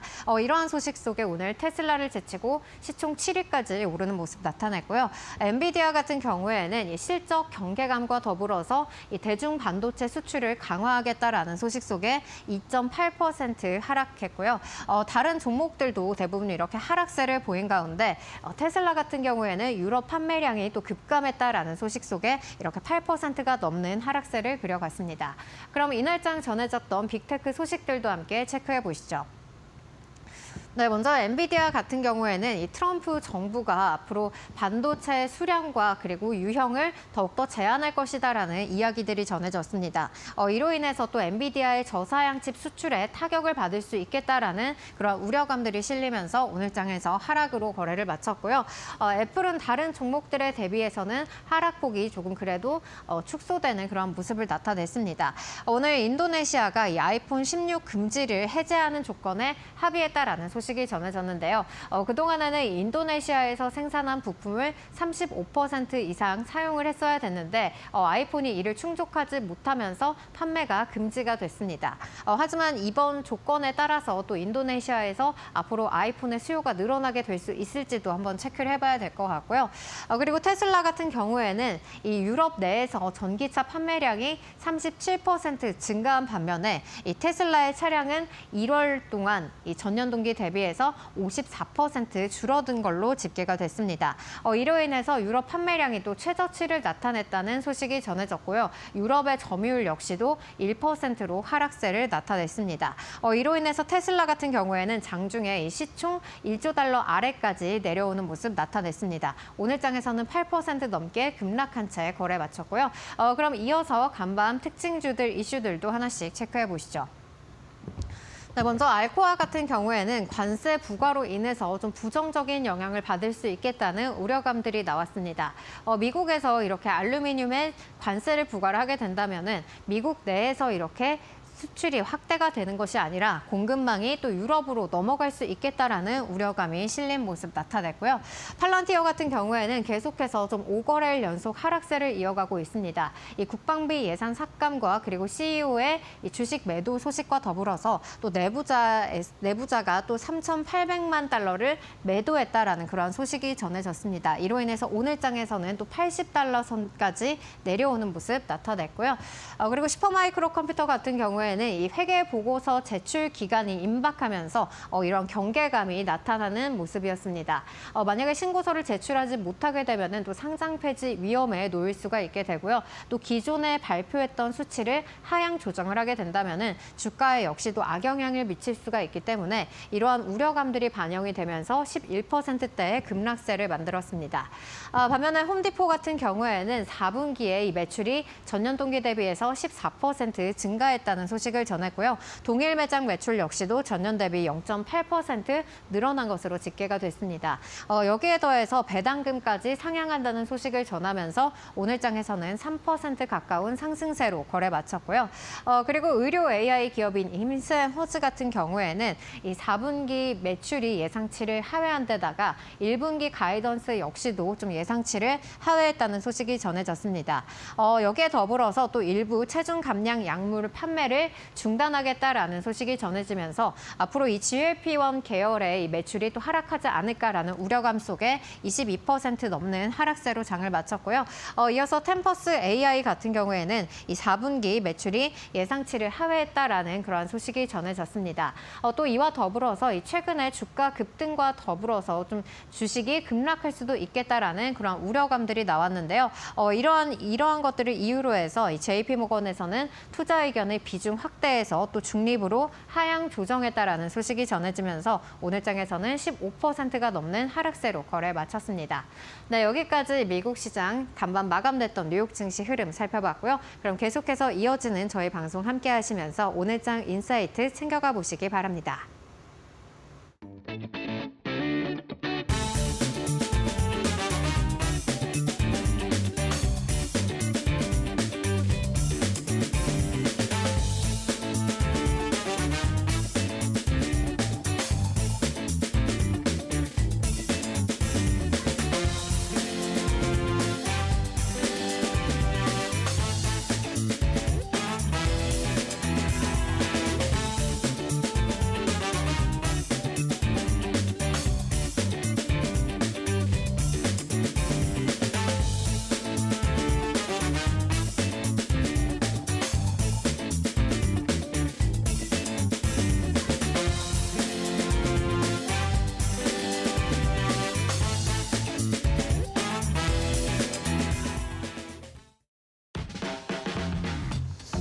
네, 여러분 안녕하십니까. 2월 26일 수요일입니다.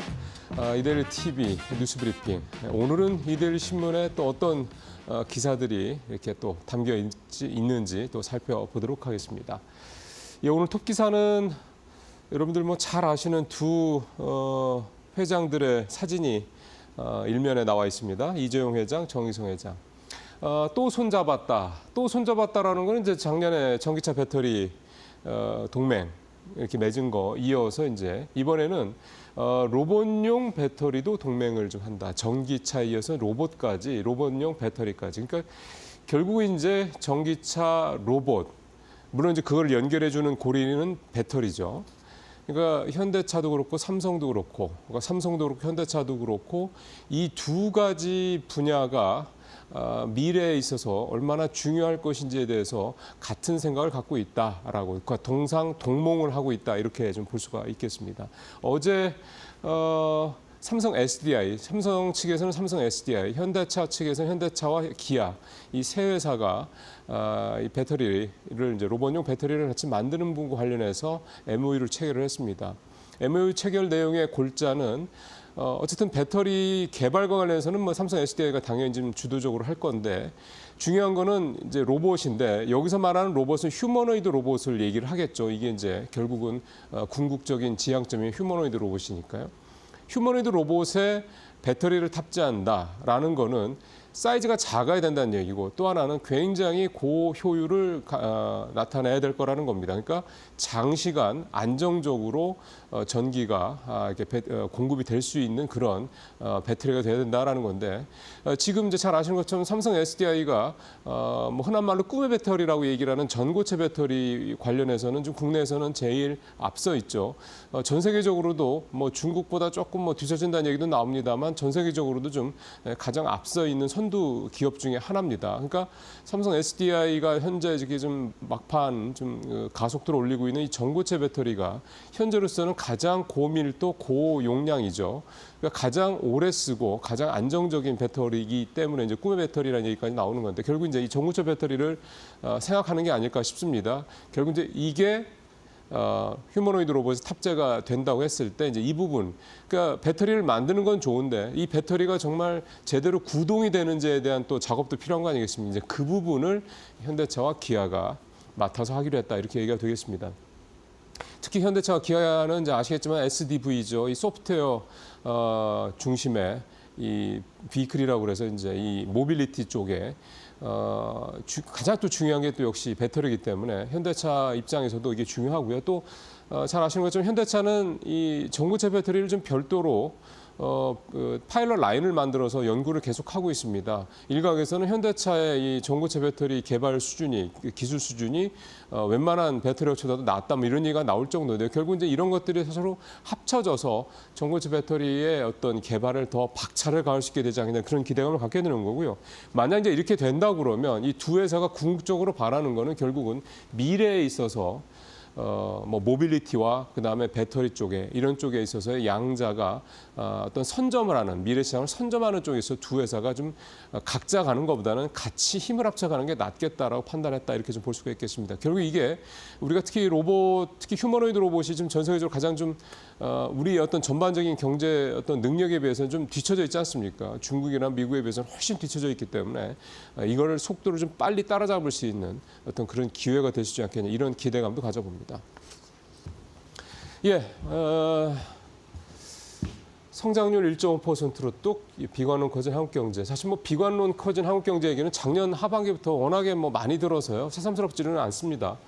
근데 사실 성장률가 1.5%로의 뚝이라는 표현이 제목에 나와 있는 거는 뭐냐면 원래 올해 초에 올 1월이었나요?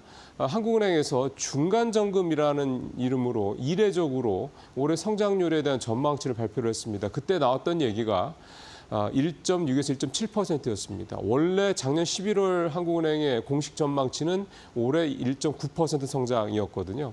그러니까 그거보다 0.23%포인트 떨어질 것이라 얘기를 했고 그 이유는 관세 리스크다 이렇게 얘기를 했죠.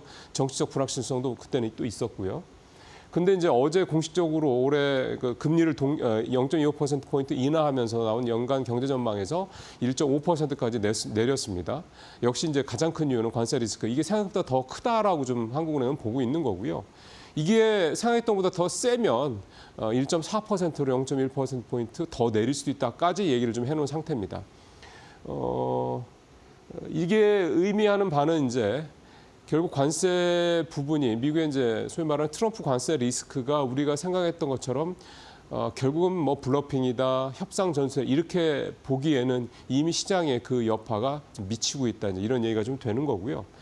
여기에 우리가 능동적으로 대응하지 않을 경우에는 실제로 우리의 성장률을 1%대 중반 이하까지 떨어뜨릴 수 있다 이렇게 얘기를 하고 있는 겁니다.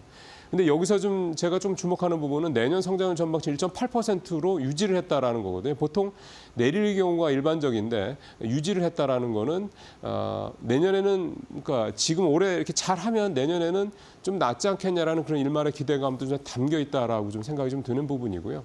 일단 첫 번째 우리의 정치적 불확실성이 적어도 올 상반기에는 해소가 될 가능성이 높고 한국은행에서 어쨌든 계속해서 좀 여러 가지로 좀 그 불을 쬐고 있긴 합니다만 이 추경에 대한 부분이 좀씩 가시화되고 있다는 부분. 어제 이창훈 총재가 이 추경 관련해서도 만약에 20조 원 정도의 추경을 편성을 해서 시행을 하면 0.2%포인트를 더 올릴 수 있다 이런 얘기를 했거든요. 예를 들어 1.5%라고 그러면 1.7% 정도까지 성장률을 끌어올릴 수 있다고 그러니까 올 초에 중간 점검에서 얘기했던 수준까지 올라갈 수 있다 이렇게도 볼 수가 있는 겁니다. 결국 이제 이런 부분들이 결국 이제 우리가 어떻게 하느냐.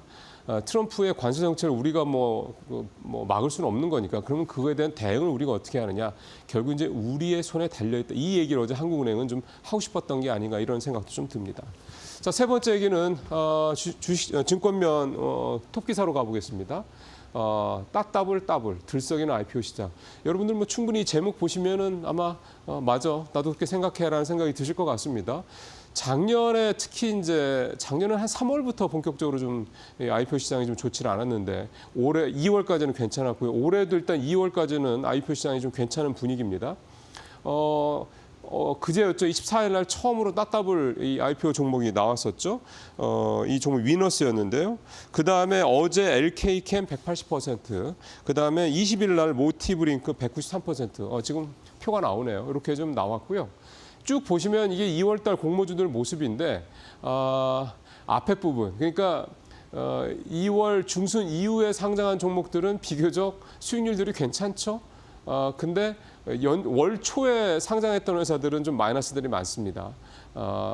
LG CNS 이게 사실은 올해 상장될 종목 중에서 가장 크다 뭐 이런 얘기까지 나왔는데 LG CNS 같은 경우 마이너스 9% 떨어졌고 아이지넷 그보다 하루 앞서 했던 아이지넷은 무려 상장 첫날 37%나 폭락을 하기도 했었는데 전체적으로 이제 IPO 시장 분위기가 이렇게 좋아지는 거는 결국 우리 국장 분위기가 견조하다 여기에서 이제 이유를 찾을 수가 있겠죠.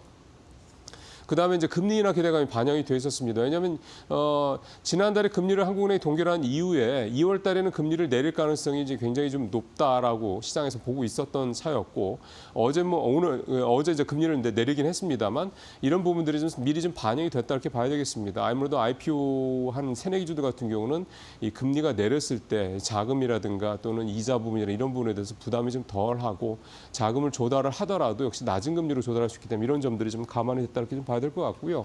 그러다 보니까 특히 이제 이번 달 중반 이후에 아까 표에서 보셨던 것처럼 새내기주들의 분위기가 이렇게 좋다 보니까 이제 곧 상장을 앞두고 있는 종목들도 아주 따뜻한 바람이 불고 있다고 하는데요. MD바이스, 대진첨단소재 이 회사들이 이제 곧 상장을 할 회사들인데 상장 전에 기관 수요 예측 또 일반 청약 단계에서 상당히 좀 경쟁률도 좀 높고 공모자금도 좀 많이 몰렸다고 합니다. 이런 부분들이 좀 작용을 할 것이라고 봐야겠고요. 근데 이제 우리가 또 여기에 그냥 또 뭐 좋다 이렇게 넘어갈 문제가 아니죠. 작년에 우리 IPO 시장 얼마나 특히 하반기에 좋지 않았습니까? 그 가장 큰 이유 이제 저도 여러 차례 말씀드렸지만 결국은 이 공모가 부풀리기 문제, 그 다음에 상장하자마자 기관들 다 털어내는 문제, 이 두 가지 문제 굉장히 심각하다 말씀을 드렸었죠. 그게 시장을 굉장히 왜곡을 하고 있고요. 결국 이제 이 두 문제가 지금 현재 제도적으로 완전히 해결이 되냐? 전혀 아닙니다. 이제 해결이 될 예정일 뿐이지 해결된 건 전혀 아니거든요. 또 증권업계의 인식의 변화에도 필요한 거고요. 결국 이제 이런 문제들이 해결이 돼야 IPO 시장도 이 잠깐 시장 자체가 좋기 때문에 그냥 그의 편승에서 잠깐 좋아지는 게 아니라 구조적으로 제값을 받고 시장에 들어와서 제 가치를 이제 찾아가는 그런 과정들을 좀 따라가는 어떻게 보면 이런 선순환 어떤 고리가 만들어질 수 있을 것이다. 그런 기대가 좀 됩니다. 자, 오늘 마지막 주는 상법 개정 관련된 얘기를 좀 해보겠습니다. 어제 상법 개정 관련돼서 말씀을 좀 드렸었는데요. 지금 27일 날, 그러니까 당장 내일입니다. 더불어민주당을 중심으로 야당 쪽에서 본회의 통과를 지금 목표로 좀 하고 있고요. 그 상법 개정안이 이제 통과가 되면 당연히 아신 것처럼 지금 국회 상황은 이제 야당이 훨씬 더 의석수가 많기 때문에 이거는 뭐 과반만 넘으면 되니까요. 그럼 상법 개정안이 이제 통과가 된다. 이거를 이제 기정사실화해도 뭐 과언은 아닐 것 같습니다. 자, 그런 상태에서 이게 시장에 어떤 영향을 미칠 것이냐. 어제 시장에서 이 부분이 많이 좀 표현이 나오는, 그러니까 어떤 신호들이 나오는 그런 모습들을 보였습니다. 일단 어제 지주사들 상당히 좀 강한 모습들을 좀 보였고요. 그다음에 밸류업 관련주들이 어제 좀 분위기가 좀 좋아지는 모습을 좀 보였습니다. 표를 한번 좀 보면은요.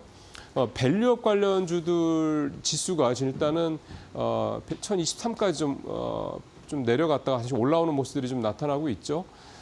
작년 딱 1년 전과 비교해서도 지금 뭐 조금 올라갔습니다. 아주 많이는 아닌데, 근데 아직 작년에 고점 대비해서는 좀 갈 길이 좀 멀고요.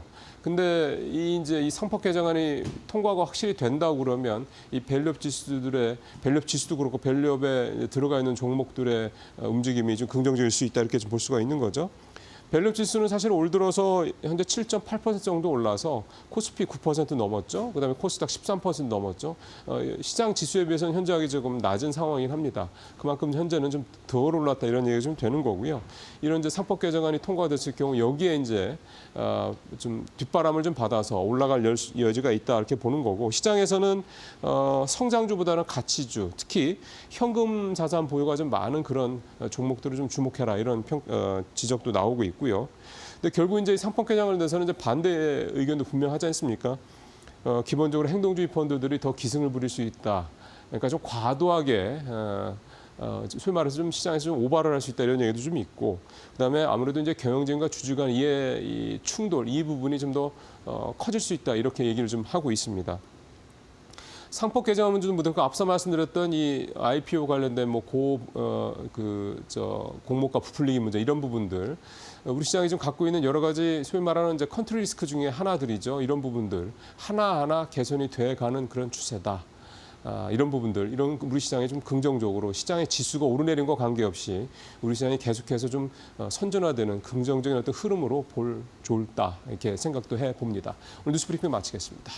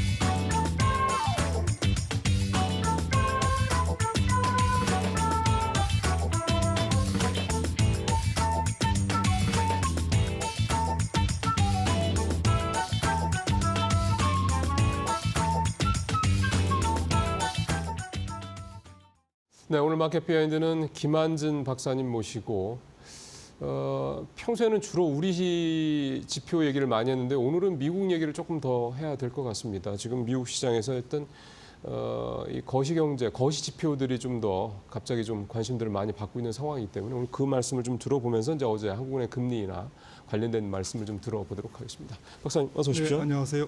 예, 오늘 뉴욕 시장이 지금 이번 주 들어서 계속 혼조 마감이긴 한데 나스닥은 유난히 좀 계속 1% 이상 떨어지고 있어서 일단 최근에 뉴욕 시장은 좀 총평을 해주시면 어떻게 보고 계세요? 네, 트럼프의 뭐 지금 관세 폭주가 그쵸. 지금 뭐 계속되고 있기 때문에 연일 뉴스가 나오면서 투자 심리가 위축되는 것 같습니다. 경기에 대한 우려도 조금 커지고 있고요. 경기에 대한 우려는 뭐 지난주부터 뭐 이렇게 솔솔 조금 높아졌습니다. 예. 특히 S&P 글로벌의 이제 그 서비스 PMI가 조금 급냉했었죠. 네. 나쁘게 나올 것으로는 예상했지만 너무 안 좋게 나와서 예. 이게 뭐지? 이렇게 이제 사람들이 갸우뚱하던 차에 미시간대 소비자 신뢰 지수가 맞습니다. 또 급냉했고요. 그래서 지난주 금요일이었죠. 경기 침체 우려가 조금 최고조에 달했는데 올해 이번 주에 들어서도 이제 연일 조금 경기 침체에 대한 우려가 좀 더 불거지고 있고요. 네.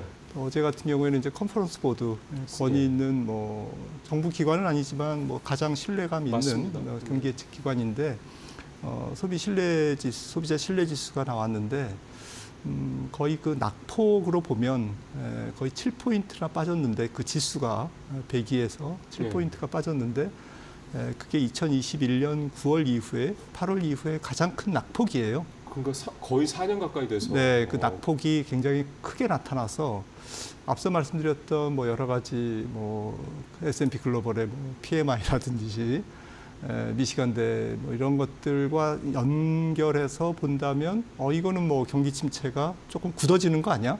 라고 이제 공포감이 들죠. 더 커졌는데 특히 이제 고용 시장에 대한 어제 조금 그 지표를 보니까 일자리가 풍부하다고 응답한 응답자는 줄고 일자리를 구하기 어렵다는 응답자는 늘고 그래서 고용 시장의 기대 지수가 조금 안 좋아졌어요.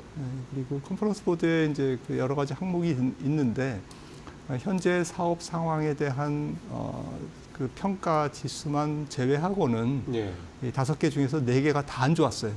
현재에 대한 거는 현재는 괜찮은데 앞으로는 대부분 다 안 좋아질 거다 이렇게 본다는 말씀이죠. 네, 이것도 소비에 대한 게 아니라 이제 기업들, 기업들 이제 경영 상황에 대해서 그러니까 조금 뭐 어제 컨퍼런스 보드의 지표는 앞으로 나올 지표에 대한 긴장감을 불러일으키는 충분했고요. 네. 특히 이제 10년물과 3개월물 국채 금리의 이제 그 스프레드 차이가 이제 역전이 됐습니다. 장중에. 그래서 뭐 거의 이제 붙어 있습니다. 그 10년물 금리가 4.2%대로 이제 내려왔기 때문에 어제 장중에 한때 내려왔기 때문에 거의 뭐 붙어 있는데 상징적으로 그게 이제 역전되니까 이런 게 역전되면 이제 뭐 자동적으로 매도가 나오는 그런 뭐 펀드도 있거든요. 그래서 이제 이런 것들도 어제 뉴욕 증시의 하락에 좀 일조한 것 같습니다. 그러면은 말씀 나온 김에 그 말씀을 여쭤봐야 되겠네요. 이 소비 심리가 하락한다라는 거의 의미를 월가에서 나온 오늘 저도 분석 내용을 좀 들어보니까 결국 이제 관세 리스크에 대한 부분들이라고 앞서던 관세 폭탄, 관세 충격 이 말씀을 하셨었던 건데 이 소비 심리가 하락한다라는 게 미국 사람들의 그 어떤 그렇고 아까 기업 말씀도 그렇고 그다음에 이게 시장도 그렇고 이게 이제 어떤 식의 이제 어떤 그 연쇄 작용을 준다고 그래야 될까요? 그런 걸 준다고 봐야 됩니까?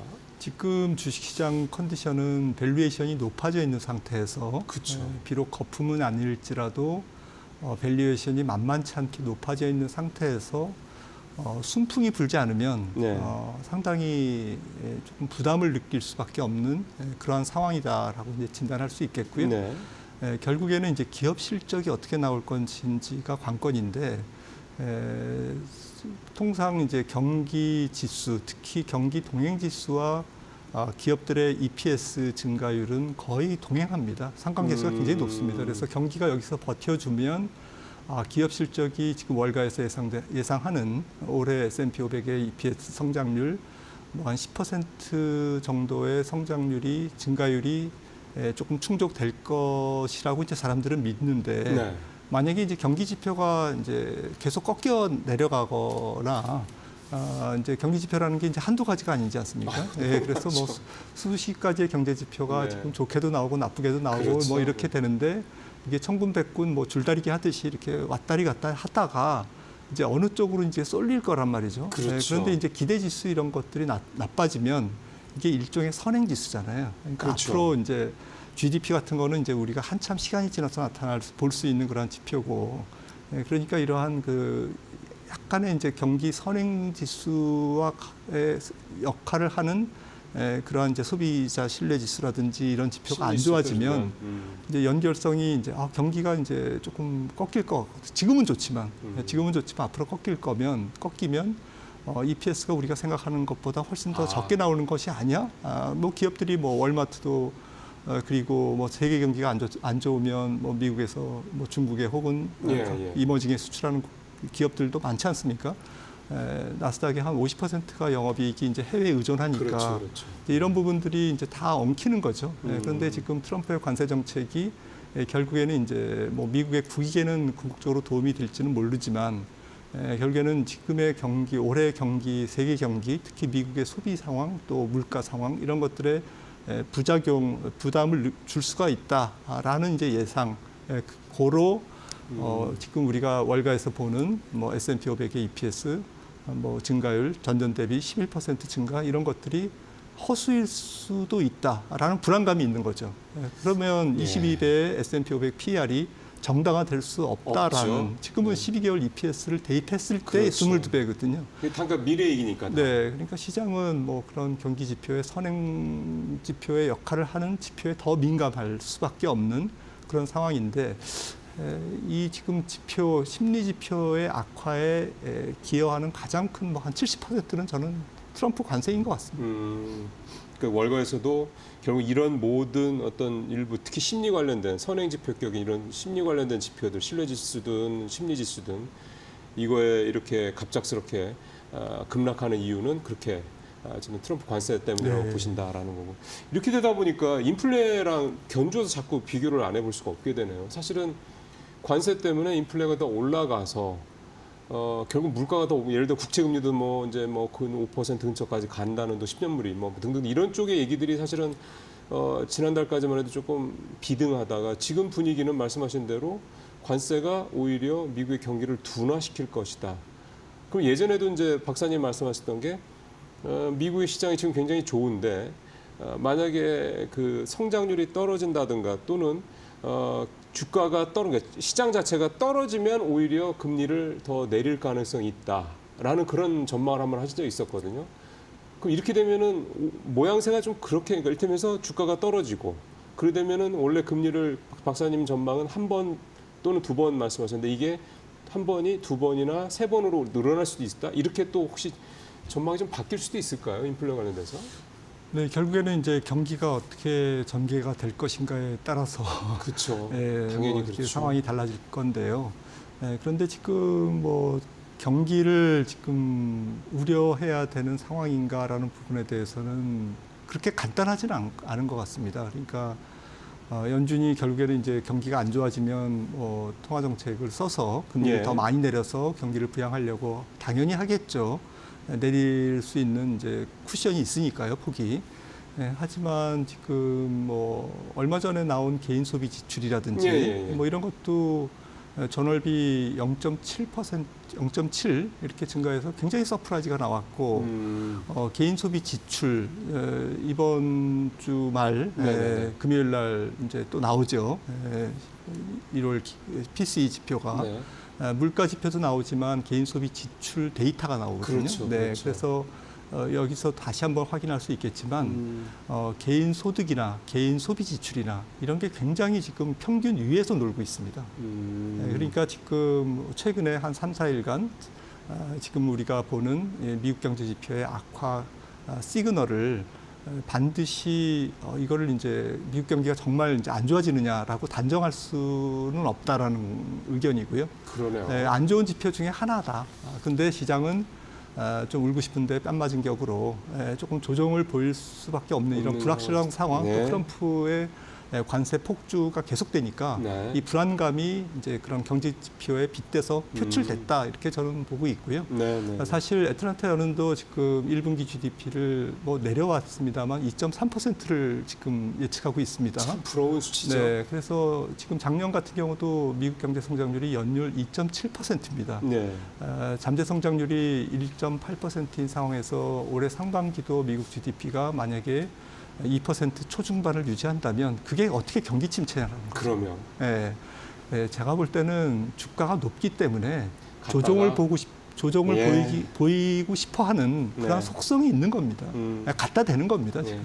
그러니까 결국은 말씀하신 대로 참 그 말씀이 딱 정답이네요. 수십 가지의 지표가 있는데 어떻게 보면 시장에서 지금 시장이 저평가돼 있으면은 좋은 지표들 갖다 붙여가지고 네. 해석을 해서 시장에 좀 풀어놓고 시장이 좀 고평가됐다는 느낌이 들어서 뭔가 좀 조정이 한번 필요할 것 같은데 갖다 붙일 게 마땅치 않을 때 지표 또 안 좋은 거 갖다 붙여서 이렇게 하는 거고. 근데 좀 그 중에서 미국 경제 3분의 1을 차지한다라고 우리가 잘 알고 있는 미국의 소비는 여전히 평균 이상으로 좋다.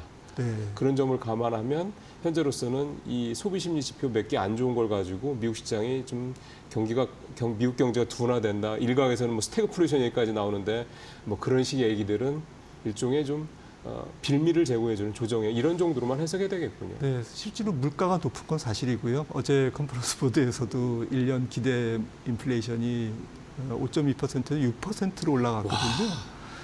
1년짜리가. 네, 그러면 6%의 기대 인플레이션은 노동조합에서 적어도 6% 이상의 임금 상승을 요구할 그런 그럼요. 명분이 생기는 거고요. 그러면 그러면 물가가 좀 잘 안 꺾이는 거죠. 그렇죠. 그런데 이제 트럼프 행정부는 연준더러 지금 이제 여러 가지 경제 지표를 봐라.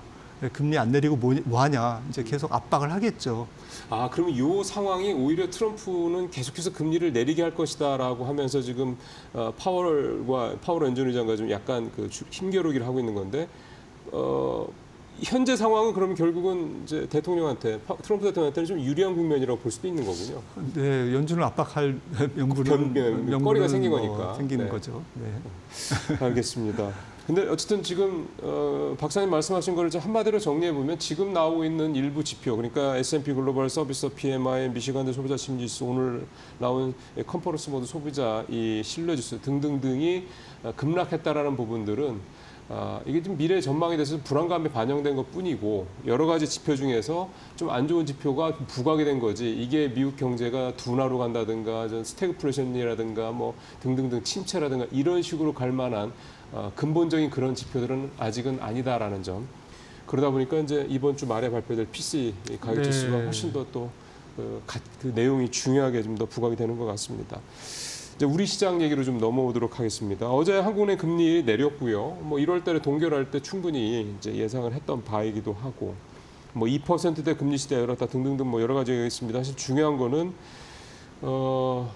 금리 인하 기조가 현재 우리 경제 상황을 봤을 때 앞서 미국 얘기를 하면은 참 이게 너무 격세지감이 느껴져서 그렇긴 한데 우리 상황이 이 정도 가지고 과연 현재 우리 경제 이 성장률 둔화 상황을 지금 커버할 수 있는 것이냐라는 문제. 그러면 추가적으로 더 얼마를 내릴 수 있는 거냐. 또 추가적으로 내린다면 그게 현재 우리 상황에서 감당이 가능하냐. 부동산 문제도 있고 하니까. 뭐 이런 부분들에 대한 궁금들이 좀 많으실 것 같습니다. 어제 금리나 관련돼서 박사님이 지금 드셨던 생각들은 어떤 것들입니까? 네, 뭐 불가피한 조치다. 통화정책이나 추경이나 이런 통화정책, 재정정책 모두 지금 매우 시급할 정도로 경기가 안 좋은 신호를 보내고 예. 있다. 우리나라 경제 굉장히 아프다라고 이제 진단을 할 수 있겠고요. 하느니 1.5% 성장을 전망하고 지금 나온 뭐 공식적인 성장 전망 중에서는 가장 낮죠. 그렇죠. 그리고 아울러서 내년도 성장 전망도 1.8%, 2%를 못 넘는 거죠. 그 의미는 올해 1.5%라는 것은 거의 제로 성장이라는 얘기입니다. 숨만 쉬는 경제라고 이제 해석을 해도 과언이 아니고요. 그러니까 마이너스 찍히지 않으면 다행이다 네, 정도로 1.8% 성장이라는 것도 거의 숨 쉬는 정도다. 한국은행의 시각은 그렇습니다. 예, 잠재 성장률이 2% 정도라고 우리가 좀 보고 있는데 예. 그러니까 어쨌든 그거보다 밑에니까 네. 결국 우리 경제가 성장을 못한다는 얘기니까 말씀하신 대로 숨만 쉬고 있다 이렇게 봐야 되는 숨만 거고 쉰다. 그리고 활력이 없다. 활력이 없다. 미래가 더 안 보인다. 이렇게 얘기할 수 있겠고요. 금리 인하 당연히 필요하죠. 추경 당연히 필요하지만 이거는 뭐 심하게 말씀드리면 그냥 모르핀입니다. 그냥 단기 처방이고요. 네. 당장 자영업자들, 특히 다중채무자들 지금 한 75bp 정도 내리면 한 연 200만 원 정도 이자가 절감됩니다. 네. 굉장히 큰 거죠. 그럼요. 25bp는 아니고요. 그래서 계속 내려준다면 이제 조금 숨 쉴 수 있는 공간이 생기는 것은 맞습니다. 예. 하지만 그렇다고 빚을 갚는데 조금 수월한다는 거지. 소비가 뭐 일어난다든지, 살아난다든가. 뭐 기업이 안 하던 투자를 한다든지 이런 것과는 조금 좀 거리가 있다라는 말씀을 좀 드리는 거고요. 예. 결국에는 이제 순환적인 우리나라 경제의 어려움과 네. 구조적인 어려움을 조금 구분해서 생각을 해야 되는데 네. 이 구조적인 어려움을 극복하기 위해서는 보다 더 이제 좀 본질적인 네. 산업 정책과 이제 생산성 개선에 대한 이런 정책들, 또 산업 구조의 전환이라든지 이런 좀 거창한 또 긴 프로젝트가 필요한 것이죠. 예. 그래서 이런 부분들은 이제 논의를 하고 당장 이제 순환적인 경기 악화를 조금 보전하기 위한 조금 정책으로서의 이제 통화 정책, 금리 인하는 앞으로도 한 2번 정도는 인하 여력이 인하를 좀 열어놔야 될 것 같은데 문제는 이제 한미 금리 차도 전혀 무시할 수는 없거든요. 그럼요. 지금 어제 금리 인하로 이제 1.75%까지 벌어졌죠. 175bp가 벌어졌는데 미국 경제가 앞으로 하반기 어떻게 될지 모르겠습니다만 저는 이제 앞서도 앵커님 말씀하셨듯이 한 번이나 하면 많이 나는 것이다 이제 생각을 합니다. 여전히 그 네. 기존 전망은 유지되시는 거고요. 네, 그런데 우리나라도 그렇고 또 유럽도 그렇습니다만은 한 3번, 4번이나 해야 되는 거거든요. 네, 사실은 네, 우리나라 네. 경제만 놓고 보면. 맞습니다. 하지만 이제 그런 부분들에 대해서 조금 어려움이 있고 또 트럼프 관세 정책이 계속된다면 이제 환율이 계속 올라갈 수 있기 때문에 그렇죠. 그렇게 금리를 인하했을 때 좀 이제 좀 역효과, 수입 물가 상승이라든지 이런 부분에서 우리나라 거시경제 운영에 어려움이 더 가중될 거기 때문에 이런 부분을 고려했을 때는 트럼프 관세 정책이 초반에 계속 세게 밀어붙일 가능성이 저는 높다고 보거든요. 왜냐하면은 원하는 트럼프의 이제 그 어쨌든 상대방 교역국으로부터의 뭐 거래 받아내려고 하는 것들이 있으니까. 여러 가지 조건들 이런 것들을 받아내려면 거래 기술에서 나오지 않습니까? 세게 밀어붙여라. 맞습니다. 그래서 아마 초반에는 아마 캐나다, 멕시코도 25% 내일 모레 관세 부과할 가능성이 있어요. 일단 결국은 네. 부과했다가 나중에 네. 다시 거둬들이고 한두 달 후에 여기서 트럼프 입장에서는 약한 모습을 보이면 될 것도 안 된다고 생각할 거예요. 그렇죠. 그래서 굉장히 세게 밀어붙일 가능성 그런 상황에서 뭐 궁극적으로 뭐 트럼프 관세 정책이 일단 뭐 이렇게 계속 한 방향으로 간다면 한국은행으로서도 금리를 인하하기가 굉장히 불편해지죠. 그래서 저는 한 번 내지 2번 정도 인하에 그칠 수밖에 없는 상황이지 않을까. 트럼프의 관세 정책이나 여러 가지 환율 여건들을 종합했을 때요. 그렇게 보고 있습니다. 어제 이창훈 총재가 보통 이 정도 위치에 있는 사람이 이렇게 얘기를 잘 안 하는데요. 뭐 흔한 말로 국뽕 수준까지 얘기하는 좀 그렇긴 합니다만 어제 되게 이제 어떻게 보면 이제 좀 비관적인 얘기인 거죠. 1.5% 이런 얘기를 하면서 그게 우리 경제 수준이다. 이게 우리 경제 수준이다. 뭐 이런 식의 표현을 어제 좀 이례적으로 해서 이런 식의 얘기를 하는 거는 뭐 나름 이제 일가에 대한 후폭풍도 생각을 했을 거고 이런 분이 한국은행 총재 위치에 있는 분이 결국 뭔가 이게 의도하는 바가 있지 않겠냐는 생각도 좀 들어서 결국 이창용 총재 얘기하는 우리 경제가 현재로서는 잠재 성장률이 훨씬 못 미치는 수준밖에 안 된다라고 하는 거는 결국 이제 이 부분을 어떻게 좀 극복을 해야 되느냐 이 부분에 대한 화두를 던진 게 아니냐 생각이 들더라고요. 앞서 잠깐 이제 산업구조 전환이나 등등등 이런 말씀 잠깐 하시긴 하셨는데 이창용 총재의 속내는 뭘까요? 그건 제가 모르겠습니다만은 작년에 한국은행에서 나온 보고서 중에 유독 이제 부동산 보고서가 많았는데 우리나라가 이제 자원 배분이 너무 부동산에 쏠려 있어서 생산적이고 조금 우리 전 세계가 AI 또 혁신 성장 이런 4차 산업 이런 그 드라이브로 가고 있는데 우리나라는 이제 그런 거에 조금 더 지금 서툴 상황이고 그렇죠. 일단 국가적인 자원 배분이 너무 이제 부동산으로 쏠려서 부동산에 진심인 나라 좀 생산적이고 또 주식시장으로 자금이 물거가 계속 쏠릴 수 있도록 이렇게 유도를 해야 되는데 이런 부분에서 조금 아쉽다는 리포트가 한국은행에서 많이 나왔습니다. 그래서 또 저출산 보고서도 나왔고요. 이런 것들을 종합했을 때는 결국에는 이제 이러한 정부의 정책이 조금 우리나라의 잠재 성장률을 제고하기 위한, 높이기 위한 이러한 정책으로 조금 진행돼야 그랬을 때 이제 통화 정책도 더 효과를 본다. 이제 이러한 한국은행의 시각이 조금 담긴 게 아닌가 이렇게 추정을 합니다. 이제 작년에 그 얘기 나오면서도 교육 문제도 우리 교육 시스템에 지적도 했었잖아요. 결국은 이 총재의 생각은 부동산 문제, 이 교육 문제 이런 게 결국 우리 시장, 우리 경제의 잠재 성장을 계속 갉아먹는 요소들이다. 그러니까 이거를 누가 됐든 간에 좀 바꿔야 된다. 이 얘기를 하고 싶었던 것 같습니다. 맞습니다. 네, 박사님 말씀 잘 들었습니다. 네, 이번 주는 좀 완연하게 조정 분위기죠. 미국 시장도 그렇고 우리 시장도 어제 엊그제 그랬습니다. 오늘 시장도 역시 또 좀 부담스러운 한 출발이 될 것 같습니다. 잠시 후 마케나 1부에서 오늘 시장 투자 전략 좀 짜보도록 하겠습니다. 잠시 후에 뵙겠습니다.